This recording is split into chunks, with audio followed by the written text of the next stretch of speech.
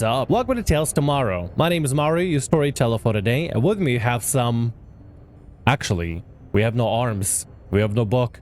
We have no stories for today. What happened to my arms? Where are they? I'm just messing. I'm just being on desktop for today. I decided I would take a little bit of day off and not have to worry about recording things in VR for once, because honestly, my body is starting to get extremely exhausted. But that's neither here or there. You're probably wondering, what is going on with this video? Why is it a different title? Why is it not about RPG horror stories? And to be honest, I just felt like doing something a little bit different. So please indulge me for a little bit with this silly little video about not only the new third-party book that I was really excited to come out already, but also a tier list of all the subclasses within the third-party book. Ryoko's Guide to Yokai Realms has added couple of subclasses for basically every class out there, including 2 homebrew classes, one subclass for Helianis and another one originally of their own making, as well as the subclass for them and everything. But what I want to do is go through the subclasses for Ryoko's Guide to Yokai Realm, the official 100% complete stuff, and go through and make it into a tier list. I'm low-key inspired by the dungeon dudes. I'm not sure if you can tell. Basically, this is how the tier system is going to work out. We have S, A, B, C, D. We're not gonna worry about F at this point because we're not looking for F tier subclasses to play. S tier is gonna be the greatest thing ever, with amazing ideas, amazing concepts, great versatility that can be used literally in any campaign out there and stands out on its own. Absolutely fantastic. A is going to be something that's also really good either way. Probably doesn't stand out incredible like the S tier, but still incredibly good and powerful to play by itself without needing any sort of cooperation, teamwork, or anything of that sort. B tier is still going to be good. It's not bad, but B tier is basically, I'm going to borrow from dungeon dudes, anything that's in B tier will basically be S tier as long as you have an amazing composition of teammates and everything working well together, and you have a party that can work together to maximize on the benefits of this specific subclass. But otherwise on its own, it still does decent mechanics, but probably won't do great in every single situation. C tier is basically C tier, middle of the road. It's not bad, but it's not fantastic to the point where it needs to be somehow highlighted and outshined and everything. It's basically good, but doesn't really have any specific bells and whistles that makes it incredible. And then D tier is basically the trap tier. You play this one specifically and then you get kind of put into a trap where you have to play with specific mechanics that don't really synergize really well with the rest of the class. And basically playing this is almost like you choose it for the flavor, not necessarily because it's mechanically interesting or mechanically works well with synergies or whatever. Without further ado, let's start off with a Barbarian. Barbarian Path of the Kaiju, and it's basically combining the Beast of Wrath of Barbarian with the Kaijus from Ryoko's Guide book and concept and everything. The entire point for Ryoko's Guide is to eventually face these giant, overwhelming monstrosities, Monster Hunter style, where you can take them on and cut specific parts, and they have different phases and different thresholds and different chaotic things they do. Barbarian Path of the Kaiju combines aspects of dealing with these Kaiju from Ryoko's Guide with Barbarian in really amazing ways. At 3rd level, you get a really amazing ability called Aspect of the Kaiju. When you adopt this path, choose a Kaiju through which you draw power and gain the associated benefit from the options below, and there are 5 options in total. The Ascended Dragon. While raging, you can use an action to let loose a devastating blast of radiant energy from your mouth. Each creature in a 15-foot cone must succeed on dexterity saving throw, DC equals to 8 plus your strength modifier plus proficiency bonus, taking 2d10 radiant damage on a failed save, or half as much damage on a successful one. Taking this action counts as making an attack for the purpose of maintaining your rage. The damage of this feature increases by 1d10 when you reach 5th level, 11th level, and 17th level, with it being 3d10, 4d10, and 5d10 respectively. Eternal Leviathan. When you enter your rage or as a bonus action while raging,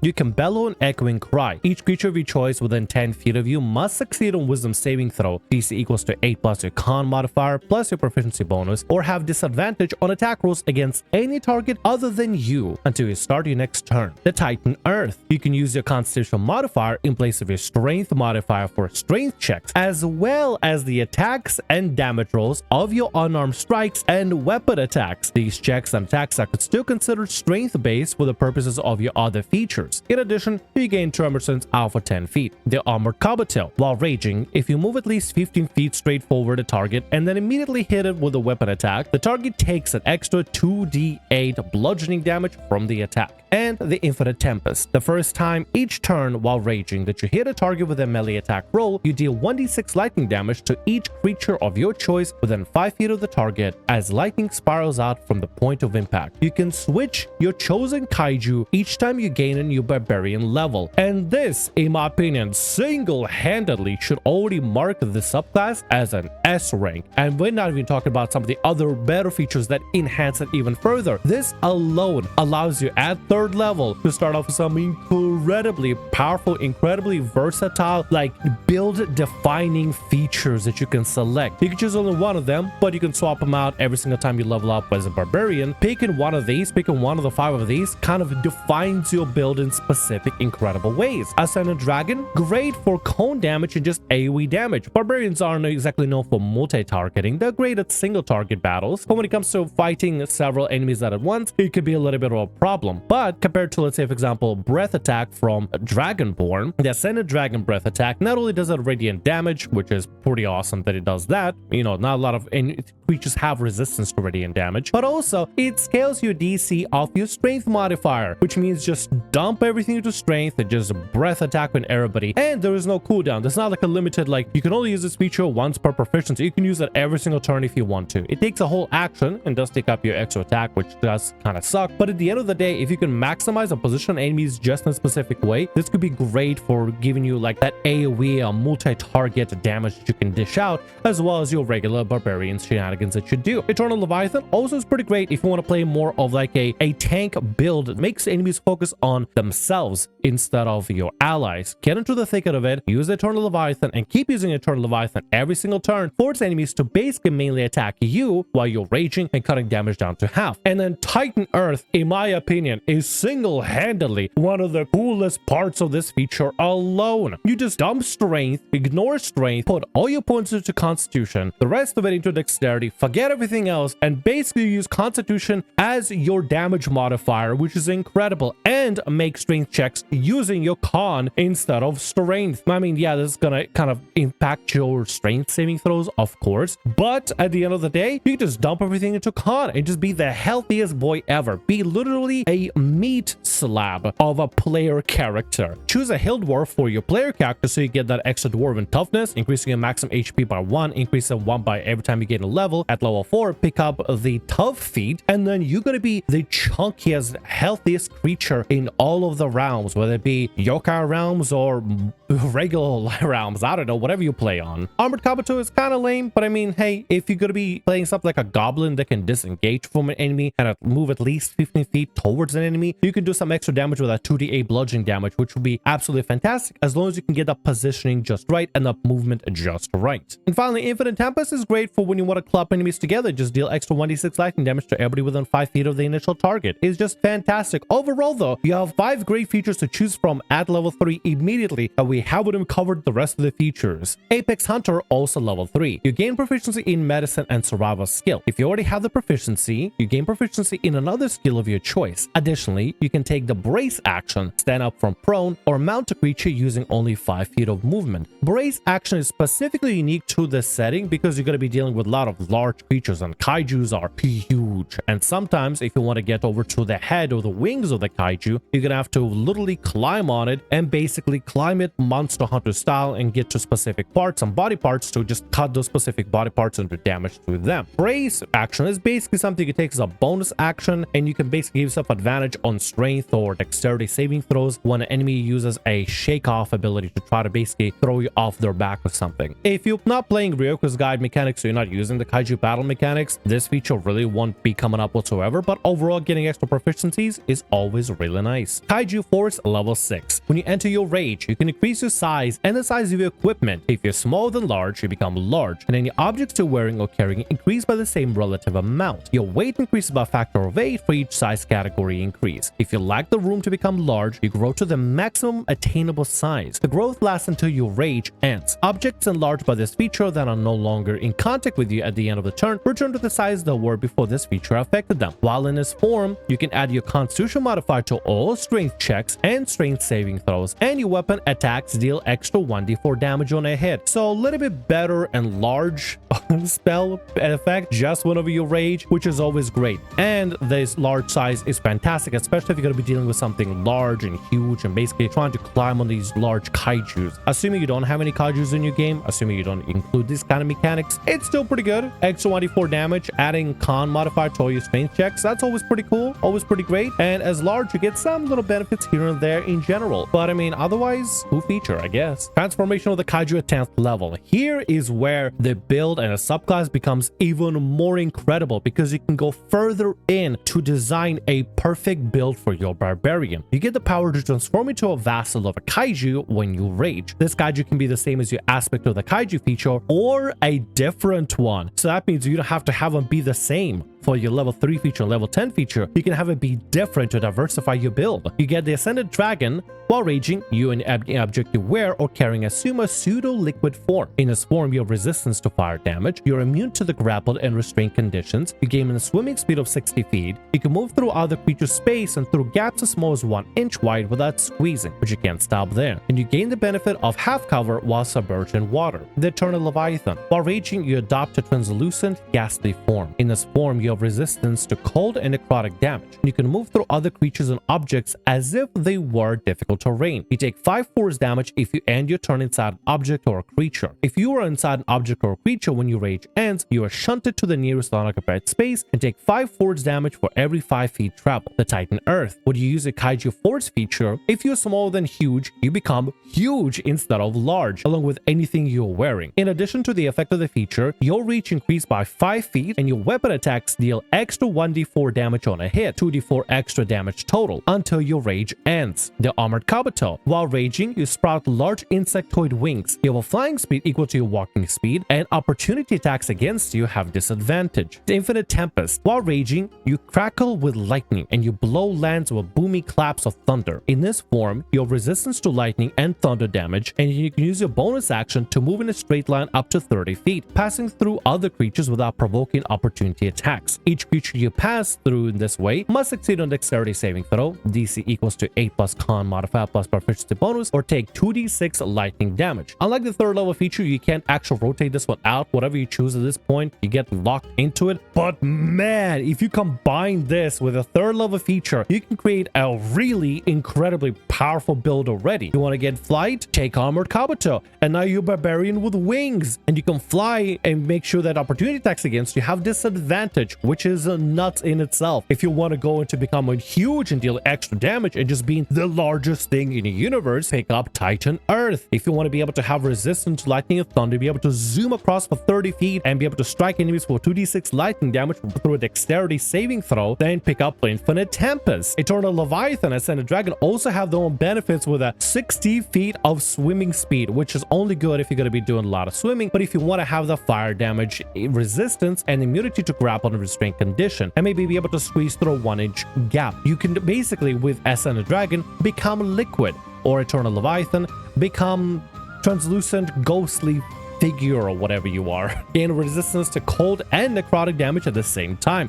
Literally be able to move through creatures and objects. This in turn allows you to create a really powerful build with various different moving pieces and different basic, almost like plug and play pieces from your level 3 feature and your level 10 feature to be able to create a really powerful Kaiju Barbarian, which is awesome. But we're not done yet. Rampage, 14th level. While you're raging and have hit points equal to or less than half your hit points maximum, your speed increases by 10 feet and you can make one weapon attack as a bonus action. Furthermore, if you fail a saving throw, you can choose to succeed instead. You can use this feature to succeed on a saving throw a number of times equal to half your constitution modifier, minimum of once, and you regain all expended uses when you finish a long rest. And with that, I can single-handedly put Barbarian, in my personal, humble, stupid tiefling opinion, as an S rank because of the amount of versatility you can have when building your character from the level 3 feature, be able to also swap it out every single time you level, to to the level 10 feature alone, those two combined together can create a monster of a character that you're making. Where they're making something that's a tank, something that's just straight up just goes in there, gun swinging, buns slinging. I don't know if that makes sense at all, but you know what I mean. You can create a really powerful, versatile character with various different features that you can utilize in all types of ways, and it all depends on the kind of build that you're making. You have a lot of choices and a lot of moving parts to select and choose from. Basically have like a whole a la carte system of building a character, building your perfect barbarian with every feature that you want to have. Plus you get the ability to become large and deal extra damage. Plus you get the extra proficiencies. Plus you get this rampage feature as well. I'm defining the subclass by the level 3 and level 10 feature where you pick your kaiju aspects. By that regard alone, I'm gonna name this subclass as an S rank. Now, let's move on to Bard. We got 2 Bard subclasses in this book. We'll start off first with the first one, College of Hanabi, which is very firework related. Not only are you just a Bard, but you're also a Bard that not only is an expert in using firearms or magic firearms in a specific book, but you're also an expert in creating and making devices, explosive devices, using fireworks specifically to enhance your play. And there's a little bit of the building aspect, and since Ryoko's guide does have a lot of crafting aspects to it and has some incredible prosthetics and other attachments you can create for yourself as part of its book content, it kind of makes sense that basically this is the most artificer a bard can be, with inclusion of the fireworks element to it. Burgeoning inventor at 3rd level. Your forays into the art of firework creation have granted you the skill of a journeyman's craftsperson and experience wielding projectile weapons. You gain proficiency with an alchemist supplies, one other set of artisan tools of your choice, and all match-tech firearms and guns. You can use a set of alchemist supplies as spellcasting focus for your bard spells. In addition, when you make an ability check using a tool you have proficiency with, you can expend 1 use of bardic inspiration. Roll your bardic inspiration die and add the number rolled to your ability check. You can choose to do so after you roll the die for the ability check, but before GM tells you whether you succeed or fail. With how this gives you straight up proficiency with firearms, it only makes sense to have this subclass in a campaign where firearms would be allowed. Otherwise, it kind of takes away the whole point for this subclass to even exist. I like firearms in D&D. I have firearms in my campaign, and I think firearms are pretty cool as long as they're balanced out, and I'll just treat it as just another longbow or something like that. However, the second part of the feature, where you can use your own bardic inspiration for ability checks using tools you have proficiency with, that's amazing. Ryoko's guide has a lot of systems and basically a built-in system for crafting things out of monster parts to create your own magical weapons, so this is one of the subclasses that really benefits from a crafting system in your game, or be able to roll for ability checks using the specific tools to make things and create things, and be able to use bardic inspiration for something other than a selfless endeavor and something a little bit more on the selfish side, I think is a good thing. You can use bardic inspiration on self specifically when craft, so if you're making a character that wants to be a crafter, this would be absolutely fantastic. Pyrotechnics, another 3rd level feature.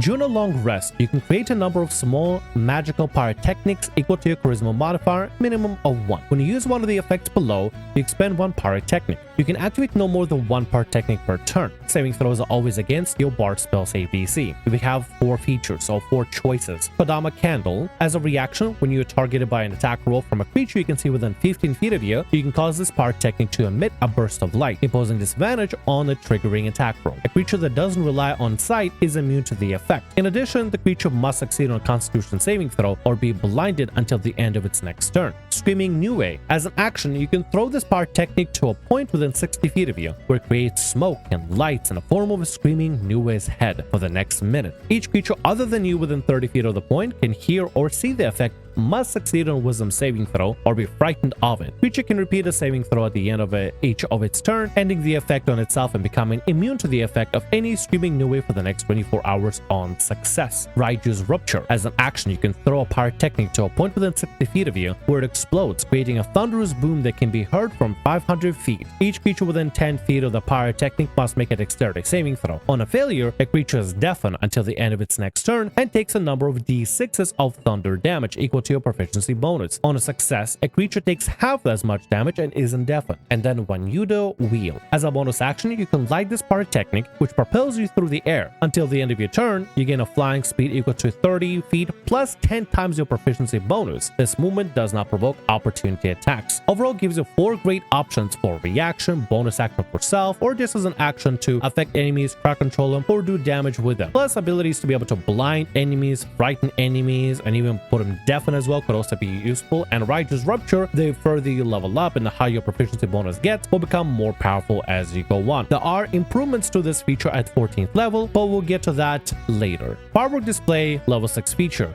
Your expertise with fireworks lets you craft moving stories capable of influencing people's emotions and outlook. Over the course of 1 minute, you can use 10 GP of fireworks to create a rapturing display of sporadic bright light and noise audible for 1,000 feet. You must use your action each round to imbue the light and smoke with your bardic magic, causing an enthralling story to manifest. If you fail to do this, the display ends with no effect. At the end of the display, you can choose a number of creatures that witness it equal to twice your charisma modifier. Each creature must succeed on a wisdom saving throw against your bard spell save DC or be subject to the effect of the message with which you choose to imbue the display for the next 24 hours. Creatures that do not witness the whole display or that are immune to the charm condition automatically succeed on a saving throw. Choose one of the following messages. Anger, message of one of injustice and exploitation, fomenting anger in those who watch it. With a mere spark, riots may ensue. Affected creatures are addled by their anger and prone to violence. Deception checks against them have advantage. Fear, the world is a dangerous place, and to step outside one's home is to invite disaster. People are unlikely to leave their home, let alone interfere in other matters. After watching this performance, intimidation checks have advantage against an affected creature. In addition, the first time the target sees a creature it can't identify with or with whom it's not acquainted, you must make a wisdom saving throw against your bard spell save DC. On failure, the affected creature is frightened of that creature until the unknown creature reveals itself to not be threatening or is out of sight. While frightened, an affected target can repeat the saving throw at the end of each of its turns, ending the condition on itself or becoming immune, or being frightened by this effect with the duration on a success. Generosity, the act of giving the gratitude, is epitomized as the paradigm of virtue. Observers are more likely to help others after seeing this display. Affected creatures are charmed by you. While charmed, these creatures help you wherever possible without large risks and speak highly of your performance. Creature ceases to be charmed if you or your companions do anything harmful to it. And finally, peace.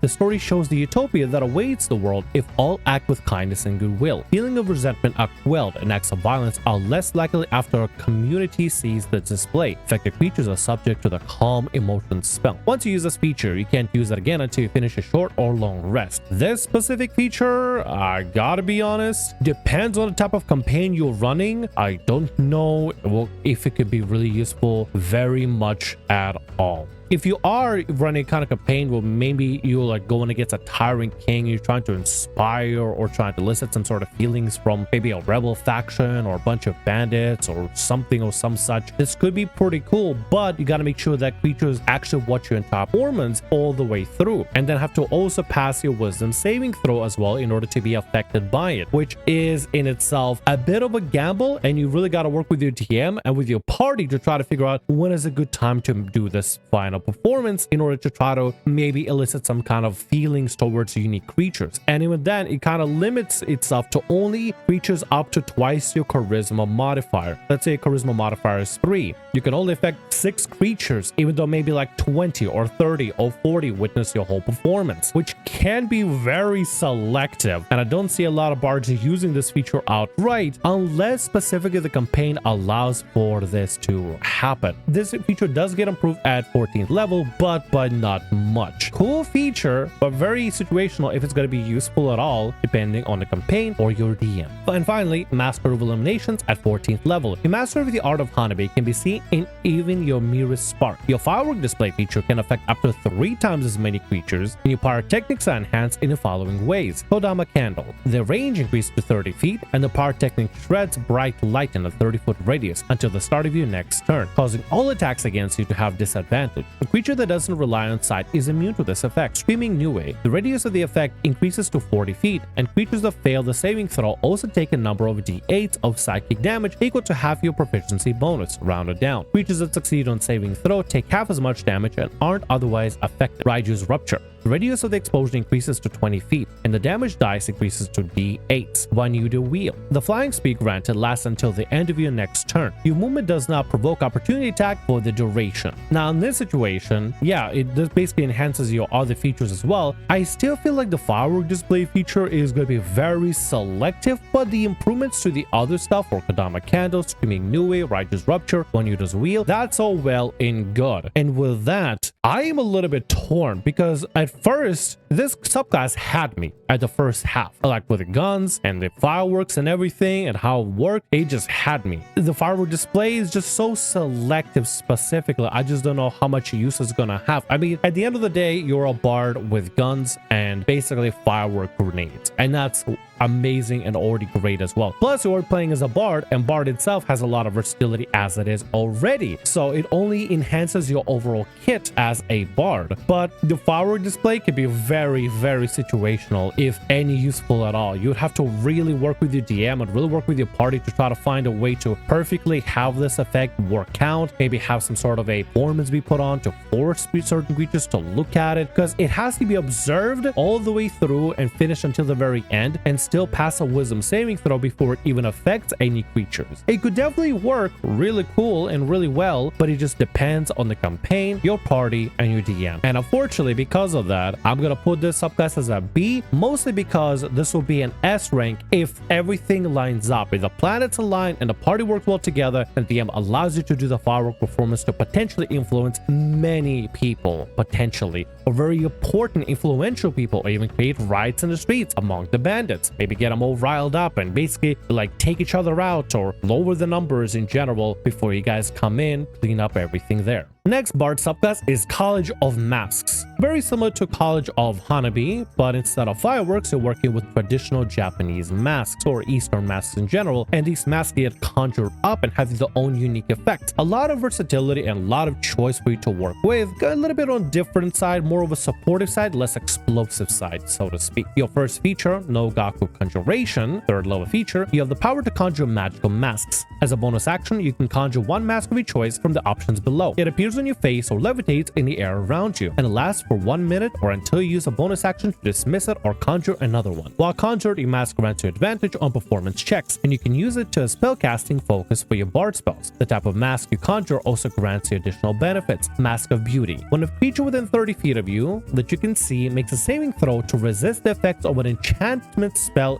you cast, you can use your reaction to expand one use of your bardic inspiration, imposing disadvantage on that roll. Mask of Hope. When a creature within 30 feet of you that can see or hear you rolls a bardic inspiration die, you can use your reaction to add your charisma modifier, minimum of 1, to that roll. Mask of Solitude. When a creature hits you with a melee attack, you can use your reaction to release a blast of force from your mask, dealing 1d8 force damage to the creature and pushing it up to 15 feet away from you. Mask of War. You can add your charisma modifier, minimum of 1, to the damage roll of a weapon attack you make or a bard spell you cast, no action required. You can use this benefit once per turn. You can create a mask in this way number of times equal to your charisma modifier, minimum once, and you regain or expend your uses when you finish a long rest. If you have no use of this feature remaining, you can create a mask by expending one use of your bardic inspiration. This in turn already kind of makes me think I want to build a bard that's going to be all charisma, just as much charisma as possible, the +4, +5, so I can have basically many uses of the Mask of War and create different masks, and basically all the masks basically. Each mask can be conjured for specific situations. In order to swap it out, obviously it's going to take up that extra limited spot, but you can also sacrifice a bardic inspiration to conjure one of the masks, which is always a very versatile and very useful. This makes me feel like it's one of the subclasses that kind of builds toward being more of a support bard rather than being a frontliner bard, and you're basically trying to work with assisting your teammates or using enchantment based spells on enemies, using the Mask of Beauty to force them to roll at a disadvantage to basically crowd control enemies with various different effects and spells that your bards get. Overall though, pretty cool feature, and we'll continue from there. Inspiring Performance, third level feature. You learn to empower others through the art of performance. If you perform for at least 10 minutes, you can choose a number of creatures up to your charisma modifier, minimum 1, who witness your performance. Each creature gains temporary hit points equal to your charisma modifier plus your proficiency bonus, minimum 1 temporary HP, and has advantage on its next initiative roll before it finishes a long rest. Once you inspire a creature this way, the creature can benefit from this feature again until it finishes a long rest, and this feature in particular becomes even greater of a support feature. Not only do you give your party members a little bit of temporary HP before battle in the very morning when you begin your adventure, but also you can give this performance to everybody in your party except yourself, of course, and everybody will have advantage on the next initiative rolls, which is an amazing way to set up your combat in your party for success from the very beginning, from the very get-go. And that in turn I feel like would be more beneficial to build this bard if you're building a bard of of Kaiju masks, go full charisma, a little bit of dexterity, a little bit of con, but mainly go just full charisma,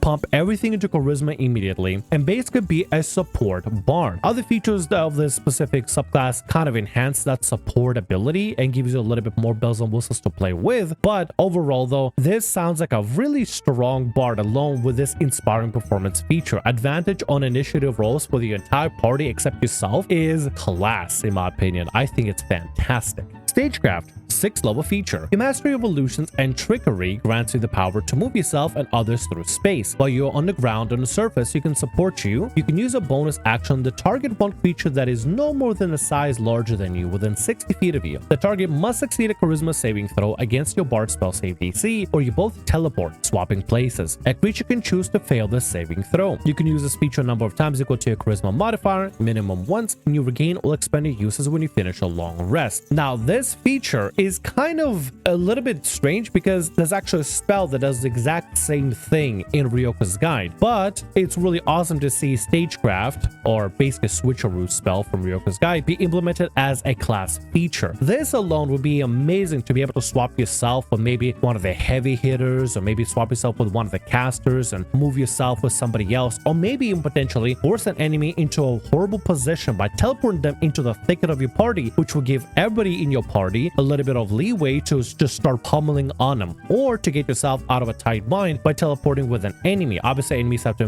make the charisma saving throw, but if you teleport with allies, they can choose to fail it, and you guys can just swap places. And obviously, it's limited by charisma modifier, so you probably want to pump everything into charisma so you can have a lot of uses of this for like every long rest. Grandiose transformation, 14th level feature. Your mastery of performance and magic enhances your mask with incredible power. You gain additional benefits depending on the mask you currently have conjured. Mask of Beauty. You gain a bonus total saving throws equal to a charisma modifier, minimum 1. Mask of Hope. When a creature you can see within 90 feet of you falls to 0 hit points but isn't killed outright, you can use a reaction to expend 1 use of Bardic Inspiration. If you do so, the creature is reduced to 1 hit point instead. Once a feature benefits from this feature, you can't do so again until it finishes a long rest. Mask of Solitude. You have resistance to bludgeoning, piercing, and slashing damage. Mask of War. If you use your action to cast a spell, you can make 1 weapon attack as a bonus action that turn. And this feature in particular just enhances your masks already, very similar to what College of Hanabi does with its fireworks, but this one in my opinion still continues to go towards that extra support build, specifically with Mask of Hope. If somebody is to the point where they're gonna die, you just spend Bardic Inspiration, make it so that instead of 0 HP they have 1 HP, so they got 1 HP in a dream and they can keep on moving and keep on going. Mask of Beauty, also very beneficial in general. Mask of Solitude, giving you resistance to bludgeoning, piercing, and slashing damage, can also be absolutely fantastic choice in case you're really stuck in the thicket of the battle. Mask of War, still pretty good because it lets you cast a spell and as a bonus action, use an attack, which you're probably not going to be doing much if you just have charisma as your primary stat, but oh well. It gives a lot of versatility for any kind of bards that you have out there. All in all, I'm so torn. I want to give this an S and also want to give it an A. Do I feel like this is as incredibly fun or strong or just absolutely bombastic as the Kaiju Barbarian? I don't think so, but in turn, this is still absolutely stellar. This is definitely not the College of Hanabi with its firework display feature. This in turn feels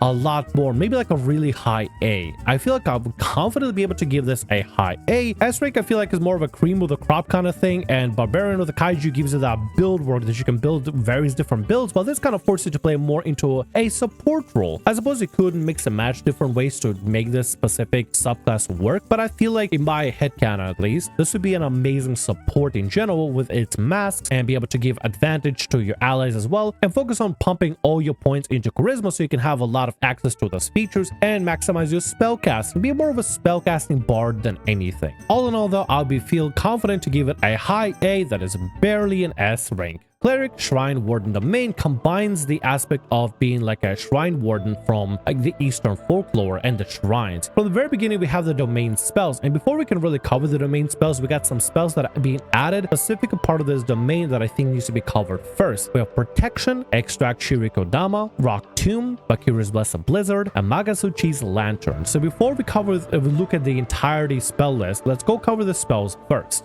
Protection. You trace a warding sigil in the air, sending it to slowly circle a willing creature you can see for the next hour. Immediately before the target takes damage, except psychic damage, the ward triggers. Until the end of the target's next turn, it has resistance to all damage excluding psychic, including the triggering damage. The warding sigil then disappears. The spell ends on the target. Extract Shirikodama. You phase your hand into a creature's body and attempt to tear away a fragment of its soul. The creature must make a charisma saving throw. On a failure, it takes 4d10 necrotic damage, and you gain temporary hit points equal to half the damage dealt. You gain advantage on the next attack roll, ability check, or saving throw you make before the end of your next turn. On success, the creature takes half as much damage. You don't gain any benefits. Creatures without souls automatically succeed on the saving throw. Rock Tomb. You conjure a tomb of earth, attempting to encase a large or smaller creature you can see within range inside of it, which occupies the same space as the creature until the spell ends. If the target is unwilling, it can make a dexterity saving throw. On success, it avoids being encased and is pushed to an unoccupied space within 5 feet of the tomb. The tomb provides total cover for targets on the other side of it, and any creature encased within it is blinded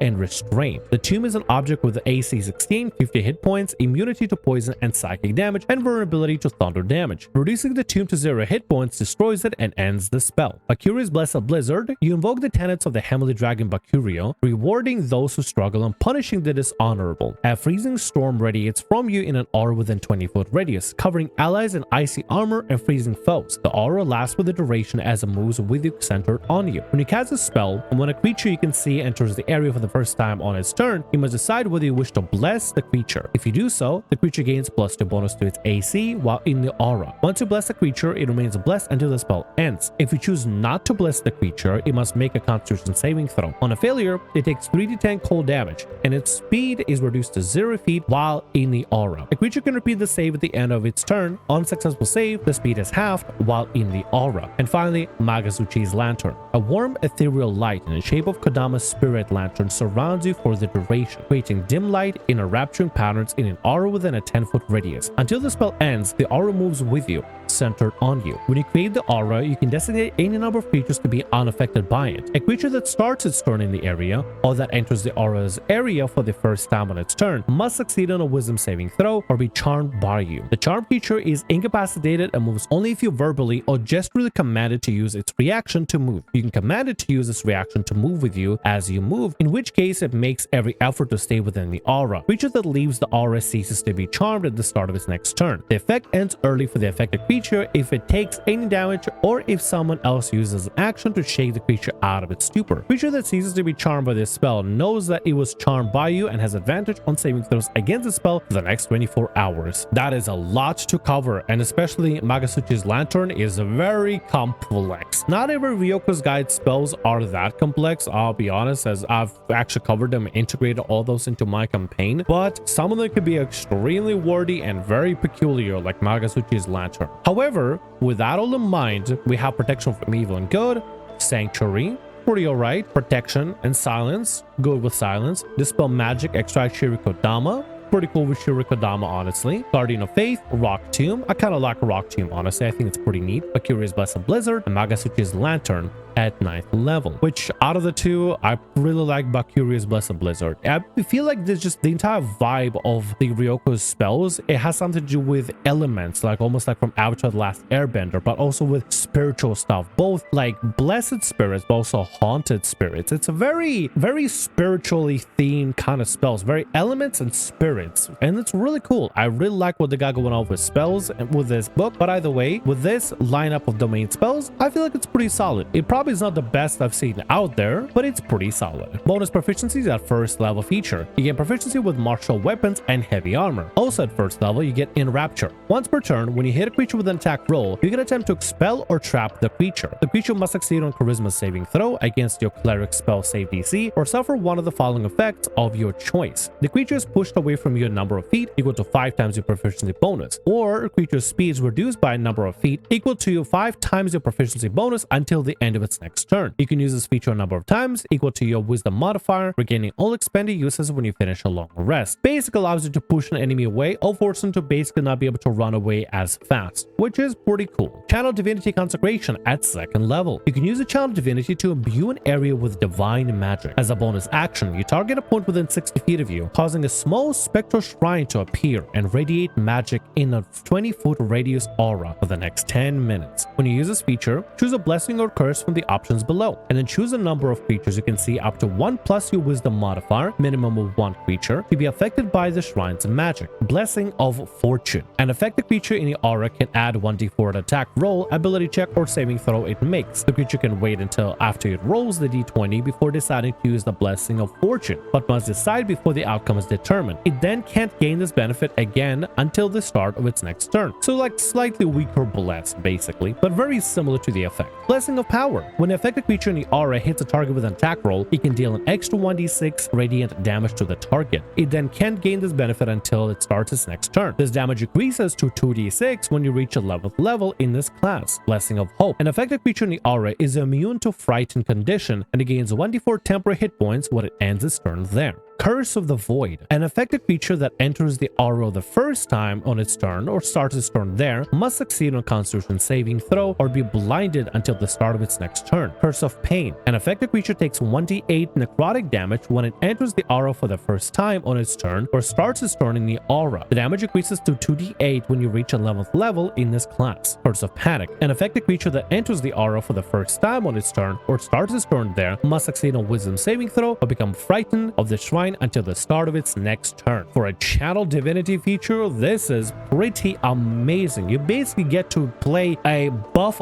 buffet or a debuff buffet, depends on who you're targeting. If you want to target allies, you can give them things like pseudo bless, extra radiant damage, or just immunity to frighten, which could be really amazing in very selective situations. Plus that temporary HP. 1d4 temporary HP is not going to be able to make or break a campaign, but it can still be pretty good overall. Unfortunately, it doesn't scale at higher level, which is a little bit sad, but it is what it is, I suppose. The curses, however, are pretty cool and I like them, but I'm really liking Curse of Pain. Combining something like the Blessing of Power of that 1d6 radiant damage and Curse of Pain of that 1d8 necrotic damage, I feel like would create a basically an area where every enemy is constantly taking more damage and allies dealing more damage, and even more of that on top of that would be really great to burning a lot of enemies down as long as it plays the shrine in a really solid spot. If you misplace the shrine in a spot or enemies end up starting to move away, unfortunately the blessings disappear. So you got to make sure that everybody stays within a specific area to keep fighting in there, which kind of a big drawback from it, but this feature does get improved with the next feature we're going to cover. Shrine Guardian 6th level feature. When you create a shrine with your consecration channel divinity, you also summon a tiny fae or yokai spirit to act as its guardian. The Shrine Guardian is immune to all damage and conditions and can fly. As a bonus action, you can command it to move the shrine up to 20 feet in any direction, similar to a spiritual weapon. The Shrine Guardian can also help or hinder nearby creatures. When a creature in the shrine aura makes an attack roll, ability check, or saving throw, you can use your reaction to command the Shrine Guardian to intervene, rolling 1d4 and applying it as a bonus or a penalty, your choice, to the creature's roll. You can use this feature a number of times equal to your wisdom modifier, regaining all expended uses when you finish a long rest. So now at level 6, you can now move your shrine at 20 feet at a time, and you have the Shrine Guardian that, as your reaction, can roll a 1d4, basically a bless or a bane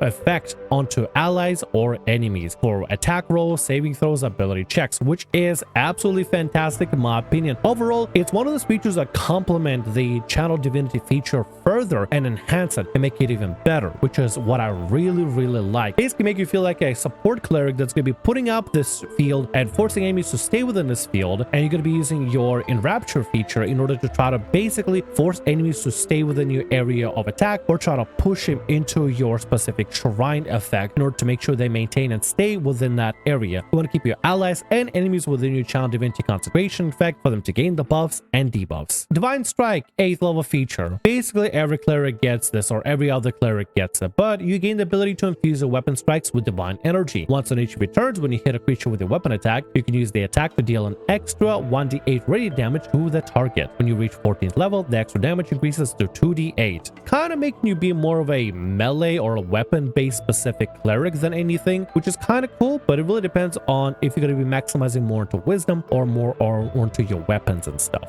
Empowered Consecration, 17th level. When you use a Consecration Channel Divinity, the radius of the shrine increases to 30 feet. In addition, you can choose all 3 blessing options or all 3 curse options to affect the creature you designate with this feature, rather than just one option. Which, I mean, at 17th level, if you are providing all 3 buffs at the same time or all 3 debuffs at the same time, then what's the really point of having it at that point? Which I think is absolutely fantastic. This subclass basically is built around the Channel Divinity feature Consecration, and every other feature basically kind of enhances this in some way, except Divine Strike. Divine Strike, it just lets you do extra damage. Overall though, it relies heavily on making sure that your Consecration is applied immediately and making sure that everybody within the area of effect, both allies and enemies, stay within the Consecration. So that would require a bit of teamwork and maybe a little bit of positioning. I kind of want to put it anywhere between a high B and a low A, but in this situation, I think maybe I would want to put it onto a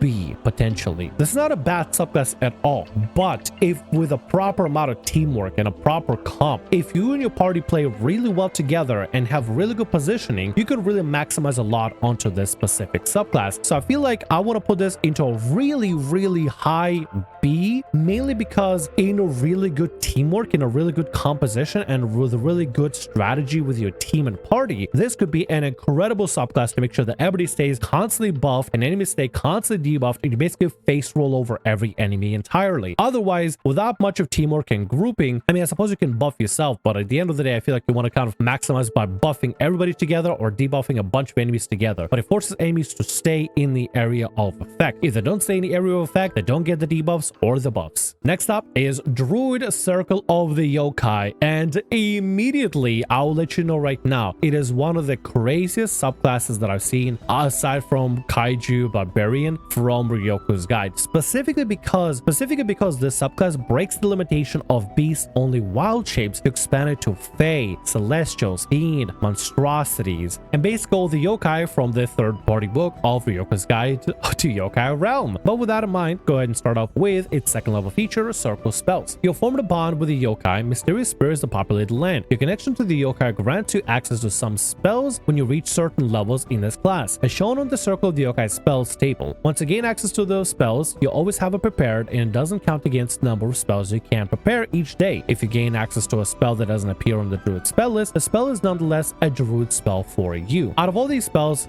Earthen Uppercut, One-Uter's Fury, Water Worm, Lion's Roar, and Eruption are part of Ryoko's guide specific only spells. So we'll start off with that before we look at the entire spell list. Earthen Uppercut. Stone erupts upwards from the ground in a line extending from you that is 30 feet long, 10 feet wide, and 10 feet high. Each creature in the area must make a dexterity saving throw. On a failure, a creature takes 1d10 bludgeoning damage and is flung 10 feet in direction of your choice where it lands prone. On success, a creature takes half as much damage and isn't flung. One-Uter's Fury. With a series of looping cartwheels and magically enhanced flips, you move up to 30 feet in a straight line. Your hands and feet spewing jets of flame. The movement does not provoke opportunity attacks. When you move within 5 feet of a creature, that creature must make a dexterity saving throw, taking 46 fire damage on a failed save, or half as much damage on a successful one. Creature can only be forced to make the saving throw once on each turn. Water Worm. You conjure a thrashing worm, frothing water that moves with you, wielding it in extension of your body for the duration. When you conjure the worm, and as a bonus action on your subsequent turns, you can cause one of the following effects with it. Ice Fang. The worm grows frozen fangs, jagged icicles that it uses to bite a creature or object within 20 feet of you. Make a melee spell attack against the target. On a hit, it takes 2d6 piercing damage and 1d6 cold damage. Engulf. The worm leaves your side, surging towards a large or smaller creature within 40 feet of you, and attempts to engulf it in a torrent of water. The target must succeed a strength saving throw or be restrained. While restrained a creature this way, the only effect you can use with the worm is Ice Fang, targeting the restrained creature regardless of range. Creature can use its action to make a strength check against your spell save DC, freeing itself or a creature within its reach from the worm on success. When a worm stops restraining a creature, the spell ends. Weird Water. The worm assumes a defensive formation around you. Until the start of your next turn, range attacks that hit you have their damage reduced by 1d6 plus your spellcasting ability modifier. Lion's Roar, kind of similar to Water Worm, except with its own fiery effects and making a lion's face rather than a water dragon or water worm with you. With its own abilities such as Fiery Maw, which is a melee spell attack that deals 46 fire damage. Flaming Mane, when a creature within 10 feet of you hits you with a melee attack, the lion bites the attacker, dealing 3d6 fire fire damage to it, and Roar of the Pride. Any creature within 20 feet must make a wisdom saving throw or be frightened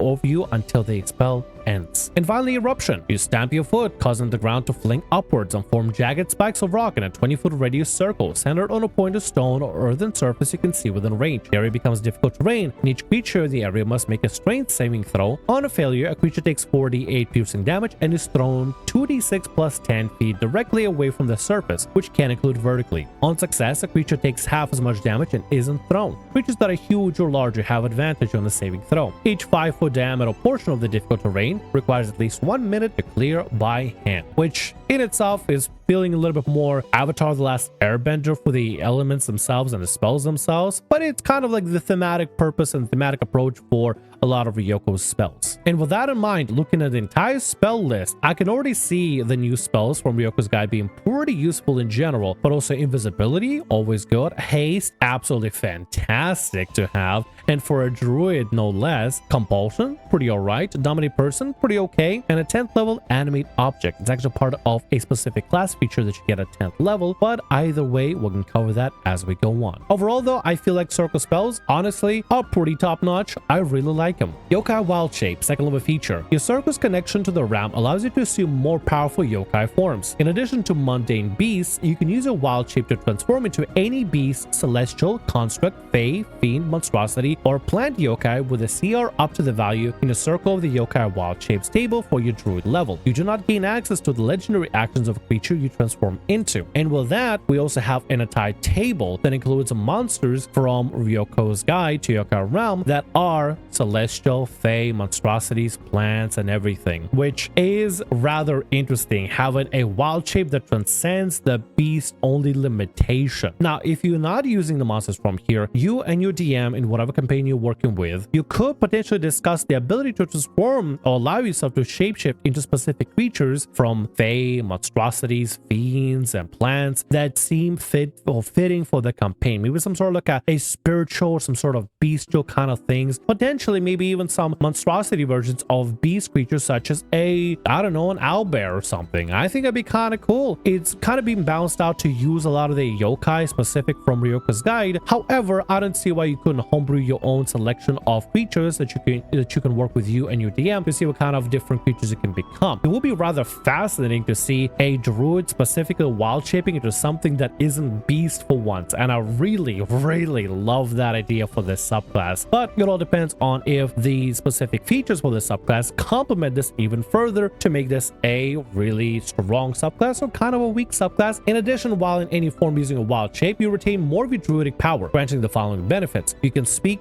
as normal. You advantage your constitution saving throws to maintain concentration on a spell. You can cast spells present in your circle of the yokai spell table or in your wild shape form statistics. When you cast a spell in this way, it doesn't require materials or somatic components, and you can use your spell slots and druid spell save DC, which means in your wild shape forms, as long as you become a yokai, you can cast invisibility on self and maintain concentration on it, or even haste on self, which is insane to me. That is fantastic. You can cast in wild shape at 3rd level. It's awesome. Only limited by your specific spell list, obviously, but at the end of the day, you still have a lot of variety in general as you level up. At 5th level, you can just cast haste on yourself while wild shape, and that is insanely cool. Empowered transformation at 6th level. Your connection to the yokai allows you to channel the power when you draw upon your druidic spell casting. Immediately after you cast a spell of 1st level or higher, you can use a wild shape feature as a reaction. Once you use this feature, you can do so again until you finish a short or long rest. In addition, while you're concentrating on a spell and transformed by your wild shape, your weapon attack count as magical for the purpose of overcoming resistance and immunity to non-magical attacks and damage, which specifically is kind of a weird caveat. Not only can you cast haste as a reaction wild shape immediately, but it also kind of encourages you to maintain concentration on spells while in your wild shape, because while you do that, your weapon attacks count as magical for the purpose of overcoming resistance. If you're not concentrating on any specific spell while in your wild shape form, you don't get this benefit. So in a sense, because you get advantage for maintaining it from your 3rd level feature, and you kind of encourage to maintain it for that magical damage that you can do to bypass certain resistances and immunities.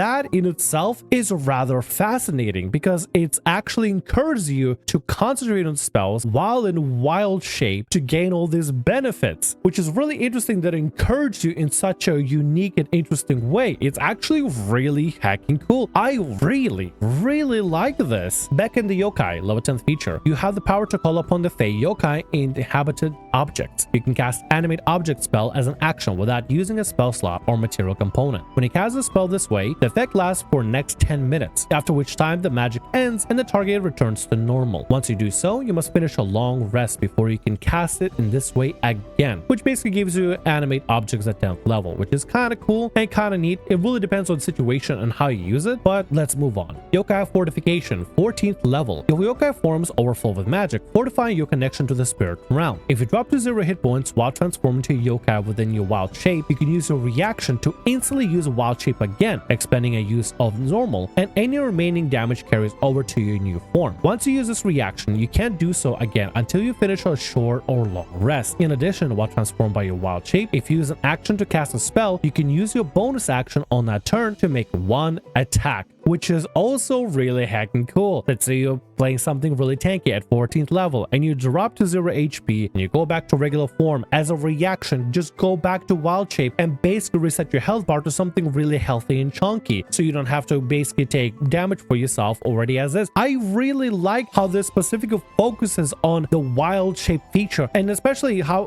different it feels compared to the Moon Druid. Moon Druid is pretty wild, you know, very focused on having stronger wild shape forms, but this yokai, Circle of the Yokai wild shape stuff is absolutely fantastic in my opinion. And for that, I may just want to potentially just give it an S rank, because not only can you cast at 3rd level already when you wild shape forms, but you also get some really amazing wild shape features as it is that already open up the game in amazing, incredible ways. But tentatively could also be a potential A or a B rank, depending on if your DM in your campaign allows you to use the yokai forms or not, or if you have your own custom like list of specific shapes that you can turn into that isn't always going to be bestial per se. That in itself could definitely determine it. If you allow the yokai wild shapes as they are, which I personally do, then this is an easy S rank. If you say, for example, you don't have yokai in your specific world, or you don't have support for yokai in a specific world, and your wild shape list is a little bit more condensed and a little bit more curated to be specifically for balance, or maybe a little heavy-handed on the balance, it could potentially turn the subclass into an A rank or a B rank. But even then, you still have the ability to maintain concentration while in your wild shape, in your funky little wild shape, and you even encourage to maintain concentration and cast some of the spells from your spell list in your wild shape. So cast invisibility on yourself or cast haste on yourself, and there we go. You basically boost yourself up like crazy. And if you go down, just use reaction to go back into wild shape immediately right afterwards. Generally,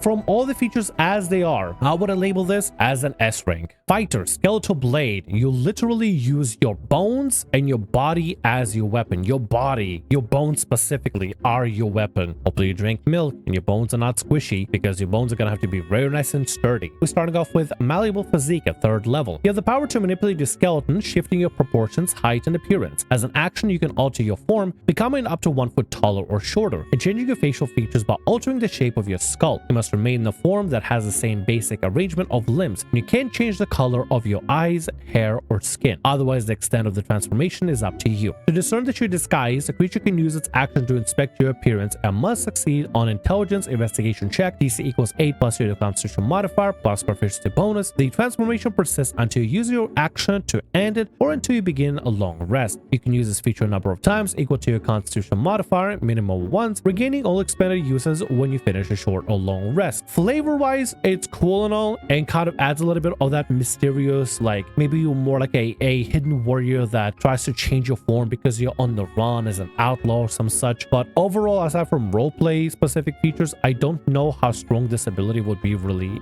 ultimately, but we also get more more abilities for 3rd level, which really make the subclass stand out, such as Skeletal form at 3rd level. The control you wield over your own skeleton allows you to harness it as a weapon. As a bonus action, you can extrude your bones through your flesh to form armor, entering a skeletal form for 1 minute. You can end this form early as a bonus action, returning to normal. You can use this feature a number of times equal to your constitution modifier, minimum once, regaining all expended uses when you finish a long rest. While in a skeletal form, you sprout a vicious, jagged weapon through your flesh. This weapon is a simple melee weapon with a finesse property and skewer superior strike option, and it deals 1d8 piercing damage on a hit. It is magical for the purpose of overcoming resistances and immunities. It can be disarmed on this weapon. Before we cover more about this feature, something specific that is introduced into Ryoko's guide is its own version of weapon masteries. We have weapon masteries in D&D 2024, but Ryoko's guide adds very granular and very unique build-defining weapon masteries that I feel like, in my opinion, are much more intricate and much more interesting than WotC's D&D 2024 weapon masteries. In this weapon masteries, you get to choose various different perks and even pick up some superior strike abilities that depend on a specific weapon, whether it be an impact weapon like a mace or like a hammer, or finesse weapons or light weapons or throwing weapons. It really helps you define the specific weapon build that you want to go for, and greatly benefits anybody who is a martial or a half martial, or basically half caster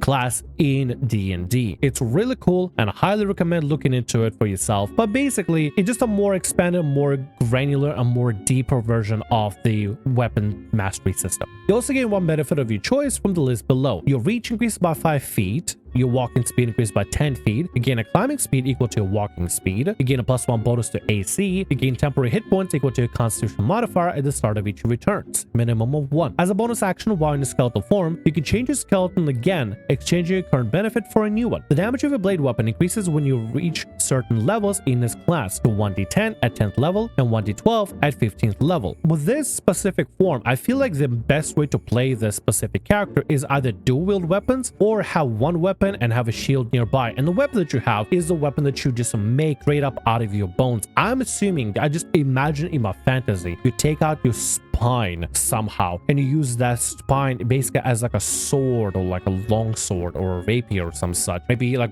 weapons protrude from your wrist like Wolverine style, but as a long blade. I don't know. It's very bony specifically. It's very bone specific, and it's kind of cool, kind of gritty, and kind of edgy, but the perks you get from it can be really nice. The extra bonus to AC is always beneficial, but if you need climbing speed, you can have the climbing speed, and as a bonus action, you can swap the perks that you can have no matter what. You want to have walking speed for this turn? Swap it as a bonus action to walking speed. You want to have extra reach of 5? Swap it as a bonus action. AC, swap it as a bonus action. Gives a lot of versatility and a lot of control over your own body and bones for this specific thing. And the fact that this weapon that you create, this natural weapon you create, scales to 1d10 or 1d12 at higher levels, means you're basically secured for not really wanting to or really caring to even have any of the other weapons specifically if you don't want to have. Overall though, I think it's pretty cool. And the weapon counts as magical as well, which is really neat. Osseous Prodigy, 7th level. You've learned to simultaneously maintain multiple bony extrusions. When you enter your skeletal form, you can choose one additional benefit, and you can choose one of the following weapon properties and superior strike combinations for your extruded weapon: impact and reeling blow, light and hamstring, or heavy and shockwave. That specifically again goes into the weapon masteries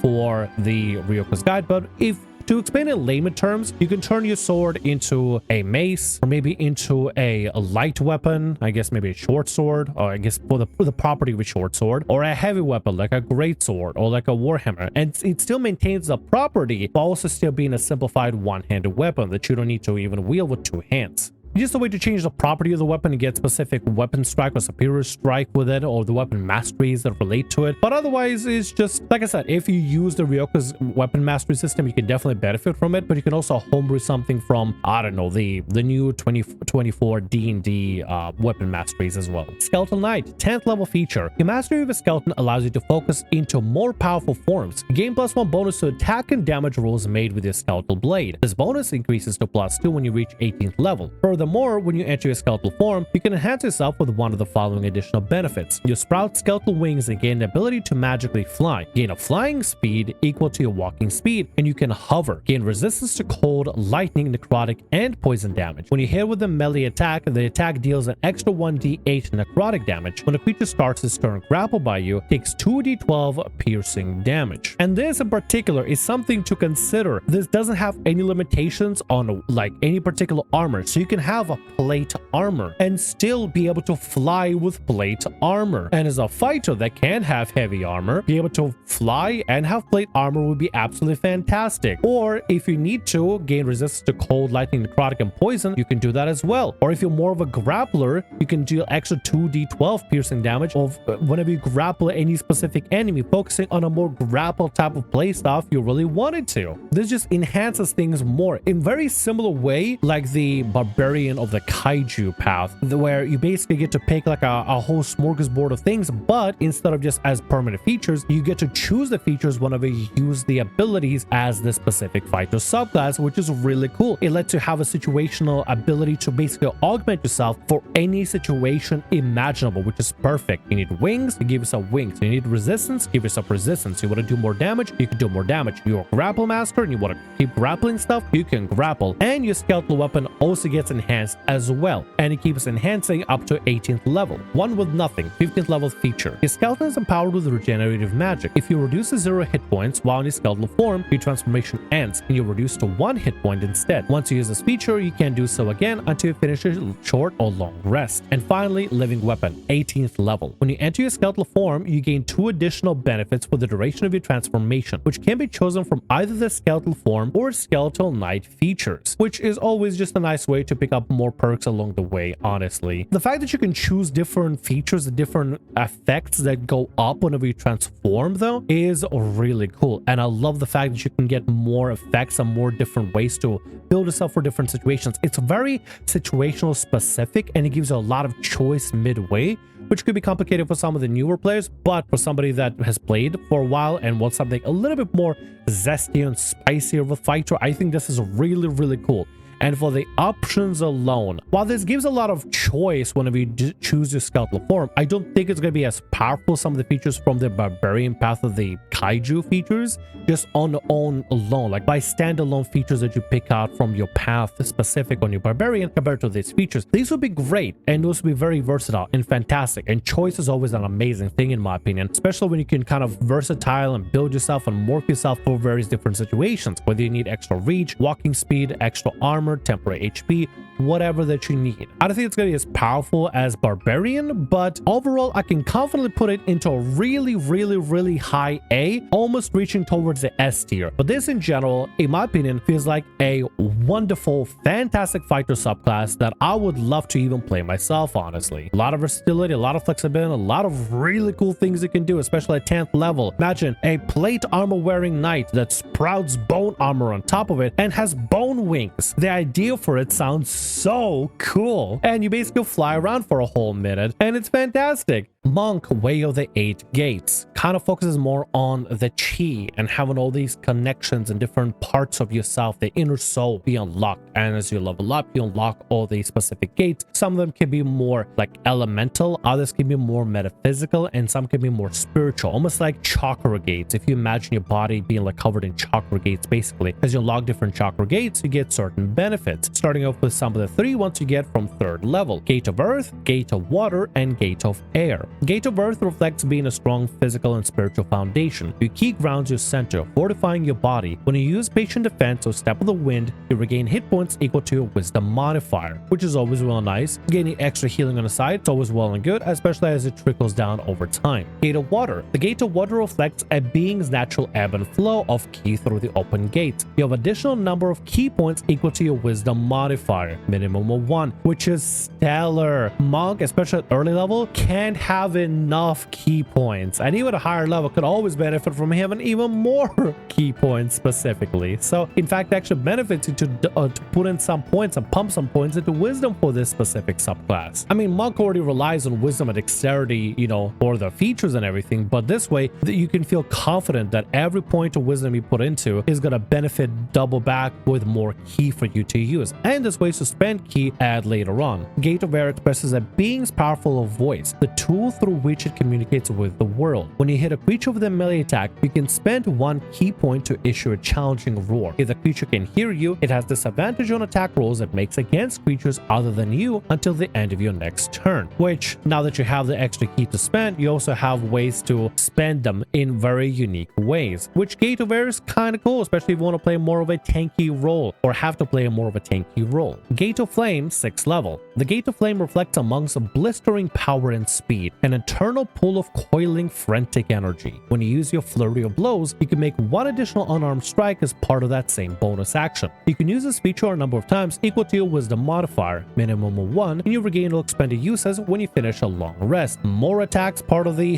flurry of blows, is always good in my opinion. Gate of Presence, 6th level feature. The Gate of Presence reflects a being's voice, social wellness, and confidence. Whenever you make a charisma check, you gain a bonus to the check equal to your wisdom modifier, minimum of 1. Kinda cool. Depends on your campaign. Charisma may not have an important or super important way to work with. I played in campaigns where charisma barely had any effect whatsoever, but I think in most campaigns this could be somewhat beneficial depending on the campaign and the DM. Gate of Spirits at 11th level. The Gate of Spirits represented a being's key flown beyond the physical form. You have the power to share your key with those around you. As a bonus action, you can touch one willing creature and expend 2 key points. The creature gains temporary hit points equal to your proficiency bonus plus your wisdom modifier, and it can immediately use its reaction to make a single weapon attack, take the dodge action, or move up to its speed without provoking opportunity attacks. Really interesting ways to implement key and find ways to spend your key to heal up your allies with temporary HP, plus give them an extra little oomph to do a single weapon attack or dodge action, or just to get out of dodge in particular, which is really nice. I like that, specifically with the part where they can move up to the speed without provoking opportunity attacks. That could be extremely beneficial as support for allies that are a little bit more on the squishy side, like a wizard or sorcerer. Gate of Mind, 11th level. Gate of Mind represents amongst consciousness expanding beyond the physical form. You can cast the telepathic bond spell requiring no components. Once you cast the spell within the feature, you can't do so again until you finish a short or long rest. Telepathic bond could also be pretty great overall. In general, I'm starting to notice you get a lot of various different aspects of it, but it doesn't seem like they're really all connected. Potentially, there might be something going on with it, or maybe it all connects together with this final feature. Gate of Infinity, 17th level. You've reached total harmony within yourself. Your gates align and converge with your new key, opening the final gate, the Gate of Infinity. As an action, you can spend 6 key points to descend to a state of apotheosis. You gain the following benefits for 1 minute. Your walking speed increases by 20 feet. You have a +2 bonus to AC. When you take the attack action, you can make 1 additional unarmed strike as part of that action. You can add your wisdom modifier to your attack and damage rolls. 6 key points is quite a lot to spend, but you're going to have a little bit of a buffer of extra key points already on top of it as is, and at 17th level, it does feel like a pretty strong feature in general. However, I have noticed a pattern. None of these features in particular synergize or work exactly together from this. With Path of Barbarian, the barbarian paths and the different kaiju forms that you select synergize a little bit closer to one another, and it's a bit of the theme, and they complement each other in very specific ways. Bard features for College of Hanabi and College of Masks synergize a little bit great together and actually get enhanced later on. Clerical features get enhanced with their channel divinity and synergize with that specifically. Even the fighter skeletal form kind of picks and chooses different benefits and buffs and has a ways to alter yourself and change different buffs in any given moment, so it works really greatly with that specific feature. All the other subclasses feel like so far up to this point, they work with a very key, very important feature of the subclass that you get a 3rd level and then gets enhanced as you go on. With this monk, however, it doesn't feel like it's anything centric towards like synergy synergizing with one specific feature or one great feature. It feels like you just get a bunch of little things as you level up, and then one really cool thing at the very end of it all, once you have it all unlocked, it's almost like getting all the Dragon Balls together in Dragon Ball Z, and then you finally get the final Dragon Ball together, and now you have the whole collection. But at the end of the day, none of them ultimately synergize with one another or really complement each other in any grand ways, except maybe Gate to Water that gives you more key to spend. But yeah, in this situation, I feel like there isn't that much of synergy. The effects are great. The effects are genuinely fantastic, but it doesn't feel like they all cohesively really add up together to enhance one another. They're all great on their own, but there's not really a lot of synergy of rhyme or reason why you get these specific things. Telepathic Bond is great and all, but nothing else from you uses Telepathic Bond. Being able to give somebody temporary HP and be able to, as a reaction, move out of the way from opportunity attacks is great and all, but nothing within the rest of your subclass kit synergizes with that specific ability at all. Being able to do an extra attack for flurry of blows on top of all the flurry of blows you're doing is awesome, but it doesn't exactly benefit in any other way with any other features in particular. So at the end of the day, the lack of synergy is maybe the only reason why I may put it on a little bit of a C rank in this situation, because there's not a lot of complementary features with each other. Like, all of them by themselves, all those features that you get for the monk class are great. They're awesome and they're not bad at all. It makes the subclass actually probably really good because it has no real downsides to it. It doesn't have that synergy that the other subclasses already have, which feels a little bit disjointed, or maybe that it feels like there's a little bit lack of flow between the specific features. It's not a trap play style, at least not to me, but because you get a lot of great features all in all as a standalone, but in this situation, none of them really complement each other. So I'm gonna have to unfortunately give this monk a C rank on the tier list, sadly, and I feel bad about it because it's a really cool subclass. Paladin of the Yojimbo. You basically play a bodyguard, and specifically with its channel divinity feature, it works really well with choosing a specific ward for you to protect. You are the honorable samurai that protects those that can't protect themselves. Before we get to all the other stuff, I feel like it's important to cover the tenets of the Yojimbo, tenets of the Paladin, because it sort of gives us a little bit more depth onto what this subclass is supposed to be about, which gives me the idea of what the creators for the subclass were pinning towards. The tenets of both of Yojimbo are unflinchingly resolute. They do not change or vary, no matter whom a paladin pledges to protect. Protection. Be a shield to those who lack a shield of their own. Be the weapon that meets the blade of those who would slaughter the weaponless. Strength. Grow strong for the sake of those who cannot. To shelter the vulnerable, one must have the power to hold back the storm. Inspiration. Nurture the weak. Do not merely preserve the vulnerable. Raise them up to be strong, so they might in turn protect others. Self-sacrifice. Wager everything for the safety of those who cannot fight. Nothing less is acceptable for the defense against tyranny. You are the protector, the sole protector, the bulwark, the iron wall to protect those that can't protect themselves. And that, in my opinion, this subclass feels like it's been directly inspired by the samurai code or the Bushido code of feudal Japan. And I really like the flavor they're going with here. With that in mind, let's cover the oath spells.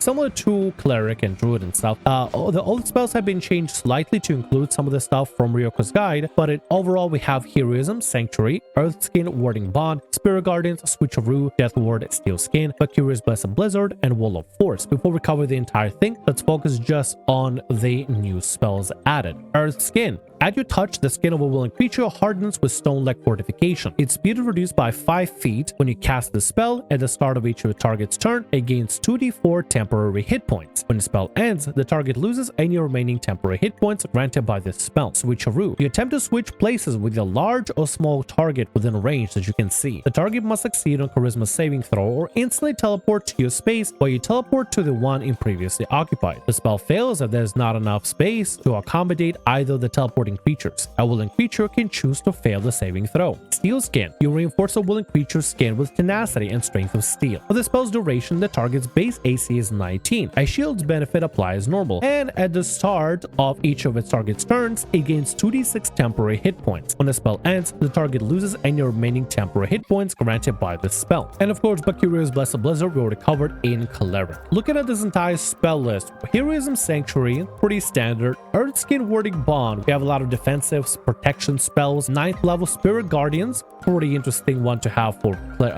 Paladin. And Switcheroo in particular is really cool because you can actually use it to swap places with the target you're trying to protect, or to pull an enemy towards a party, or vice versa. Death Ward, Steel Skin, also very protection, like against harmful effects type spells. Mercurius Blessed Blizzard and Wall of Force, pretty good, honestly. Pretty good when it comes to the protection. This feels like a very bulwarky kind of spell list for the prepared spells that you would have part of the Oath of Yojimbo. It's really cool and I like it a lot. This specific spell list seems pretty cool when it comes to being a protector. At 3rd level, you have Channel Divinity, and you have 2 versions of for your Channel Divinity, 2 specific features. One is Holy Ward. You can use a Channel Divinity to perform a 1-minute divine ritual of protection, dedicating yourself to the service of a willing creature that stays within 30 feet of you during the entire ritual. Target becomes your ward for the next 24 hours until you use this feature again, or until it dies. For the duration, your ward is immune to the frightened condition while you're conscious and within 60 feet of it. In addition, when your ward hits an enemy you can see within a weapon attack while within 60 feet of you, you can use your reaction and expend 1 spell slot to cause the attack to deal extra radiant damage to the target. The extra damage is 2d8 for a 1st level spell slot, plus 1d8 for each spell slot higher than 1st, to maximum of 5d8. So not only is this immunity to frighten, but also a long-range divine smite on top of also having divine smite. That's actually really cool. In fact, this just gives you a 2nd divine smite as a reaction as long as your ward hits something. You also get Guardian's Intervention. As a reaction, you can use your Channel Divinity to reduce the damage dealt by an attack to a creature you can see within 30 feet of you. When you do so, the damage of a creature takes is reduced by a number of d10s equal to half your Paladin level. This feature reduces damage to 0. The creature you protect can immediately use its reaction to make 1 weapon attack against the creature that attacked it, which also again goes towards being the protector here. I feel like having an extra divine smite might be a little bit more powerful, but the extra d10s equal to half your Paladin level could also be pretty strong depending on the level of damage. Daring Protector, 7th level. Instead of an aura, you get this specific feature. Your divine power flows out from you. When an ally within 10 feet of you becomes the target of a melee attack, you can use your reaction to move up to your speed towards the attacker. If you end your movement within 5 feet of the attacker, you force it to target you with an attack instead. At 18th level, the range of this feature increases from 10 feet to 30 feet, which is really cool to see, and actually not an aura be given to a Paladin, but instead a way to protect directly. Assuming you're playing a more tanky Paladin with this one, and why not? Why would you not with this specific subclass? If you have more AC than the specific ward that you have, or an ally that you have, you can physically force enemies to attack you instead of your ally, becoming the ultimate bulwark, the ultimate shield for your party. The only unfortunate thing is it has to be a melee attack, so if somebody's shooting with a bow or a spell, you can't exactly use it or anything, but as long as they're within the melee attack range, if somebody is attacking at melee,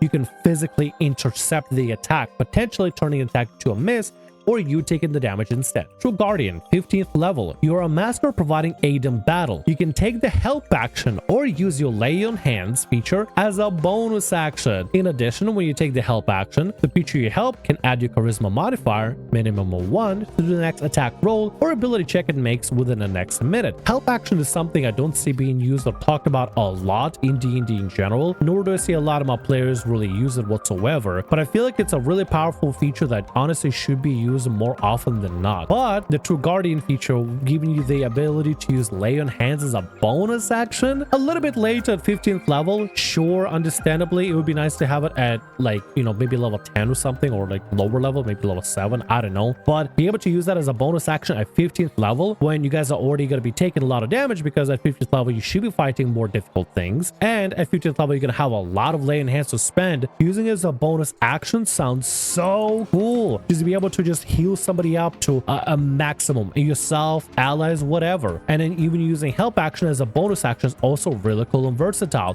Ultimate Protector, 20th level. You can harness extraordinary defense power to protect those around you. As an action, you become an avatar of protection, gaining the following benefits for 1 minute or until you're incapacitated. Creatures of your choice other than yourself that are within 10 feet of you have a +3 bonus to AC. If the creature you have designated as your ward within a holy ward falls to 0 hit points while within 60 feet of you, you can use your reaction action to cause it to fall to 1 hit point instead. Your melee weapon attack deal extra 2d8 radiant damage while your ward is within 60 feet of you. You can use Guardian's Intervention without expending a use of your channel divinity. Once you use this feature, you can't use it again until you finish a long rest, unless you spend a 5th level spell slot to use it again. Now, level 20th abilities, depending on your campaign, if your campaign even goes up to 20, you may not be able to even use it, honestly, so I'm not going to let this ability weigh my decision too much. I'm going to mainly focus on the other aspects of it, but it still count this one in, which is, I mean, this is a really cool ability, Ultimate Protector, and you can be able to refresh it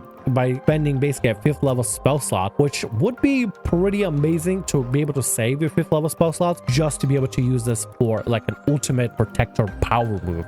Just keep it extended for another minute or so. All in all I can say is, with this subclass, as long as you have a singular buddy that you designate for your holy word, and you set up the ritual to do with them part of the holy word, this subclass can be incredible. If it had something to do with massive party synergy, I'll probably want to put it towards B rank, but not in this situation. In this situation, it feels like a very strong, very protective type of subclass that I think benefits greatly by choosing a singular person to protect. Obviously, you can protect the entire party, of course, and have party kind of work well together is really good. The holy word channel divinity is kind of niche because it doesn't benefit if, let's say, for example, you have your buddy as a spellcaster. You need to make sure that your buddy hits it with a weapon attack, so maybe pairing up with somebody like a rogue or a ranger that uses maybe just bows and stuff, or a fighter or a barbarian. Those could actually be very beneficial. It would be really good. If you don't have a party with another melee character or another weapon focused character, then it definitely could be a bit of a blunder because everybody's using spells and you can't really benefit from the holy word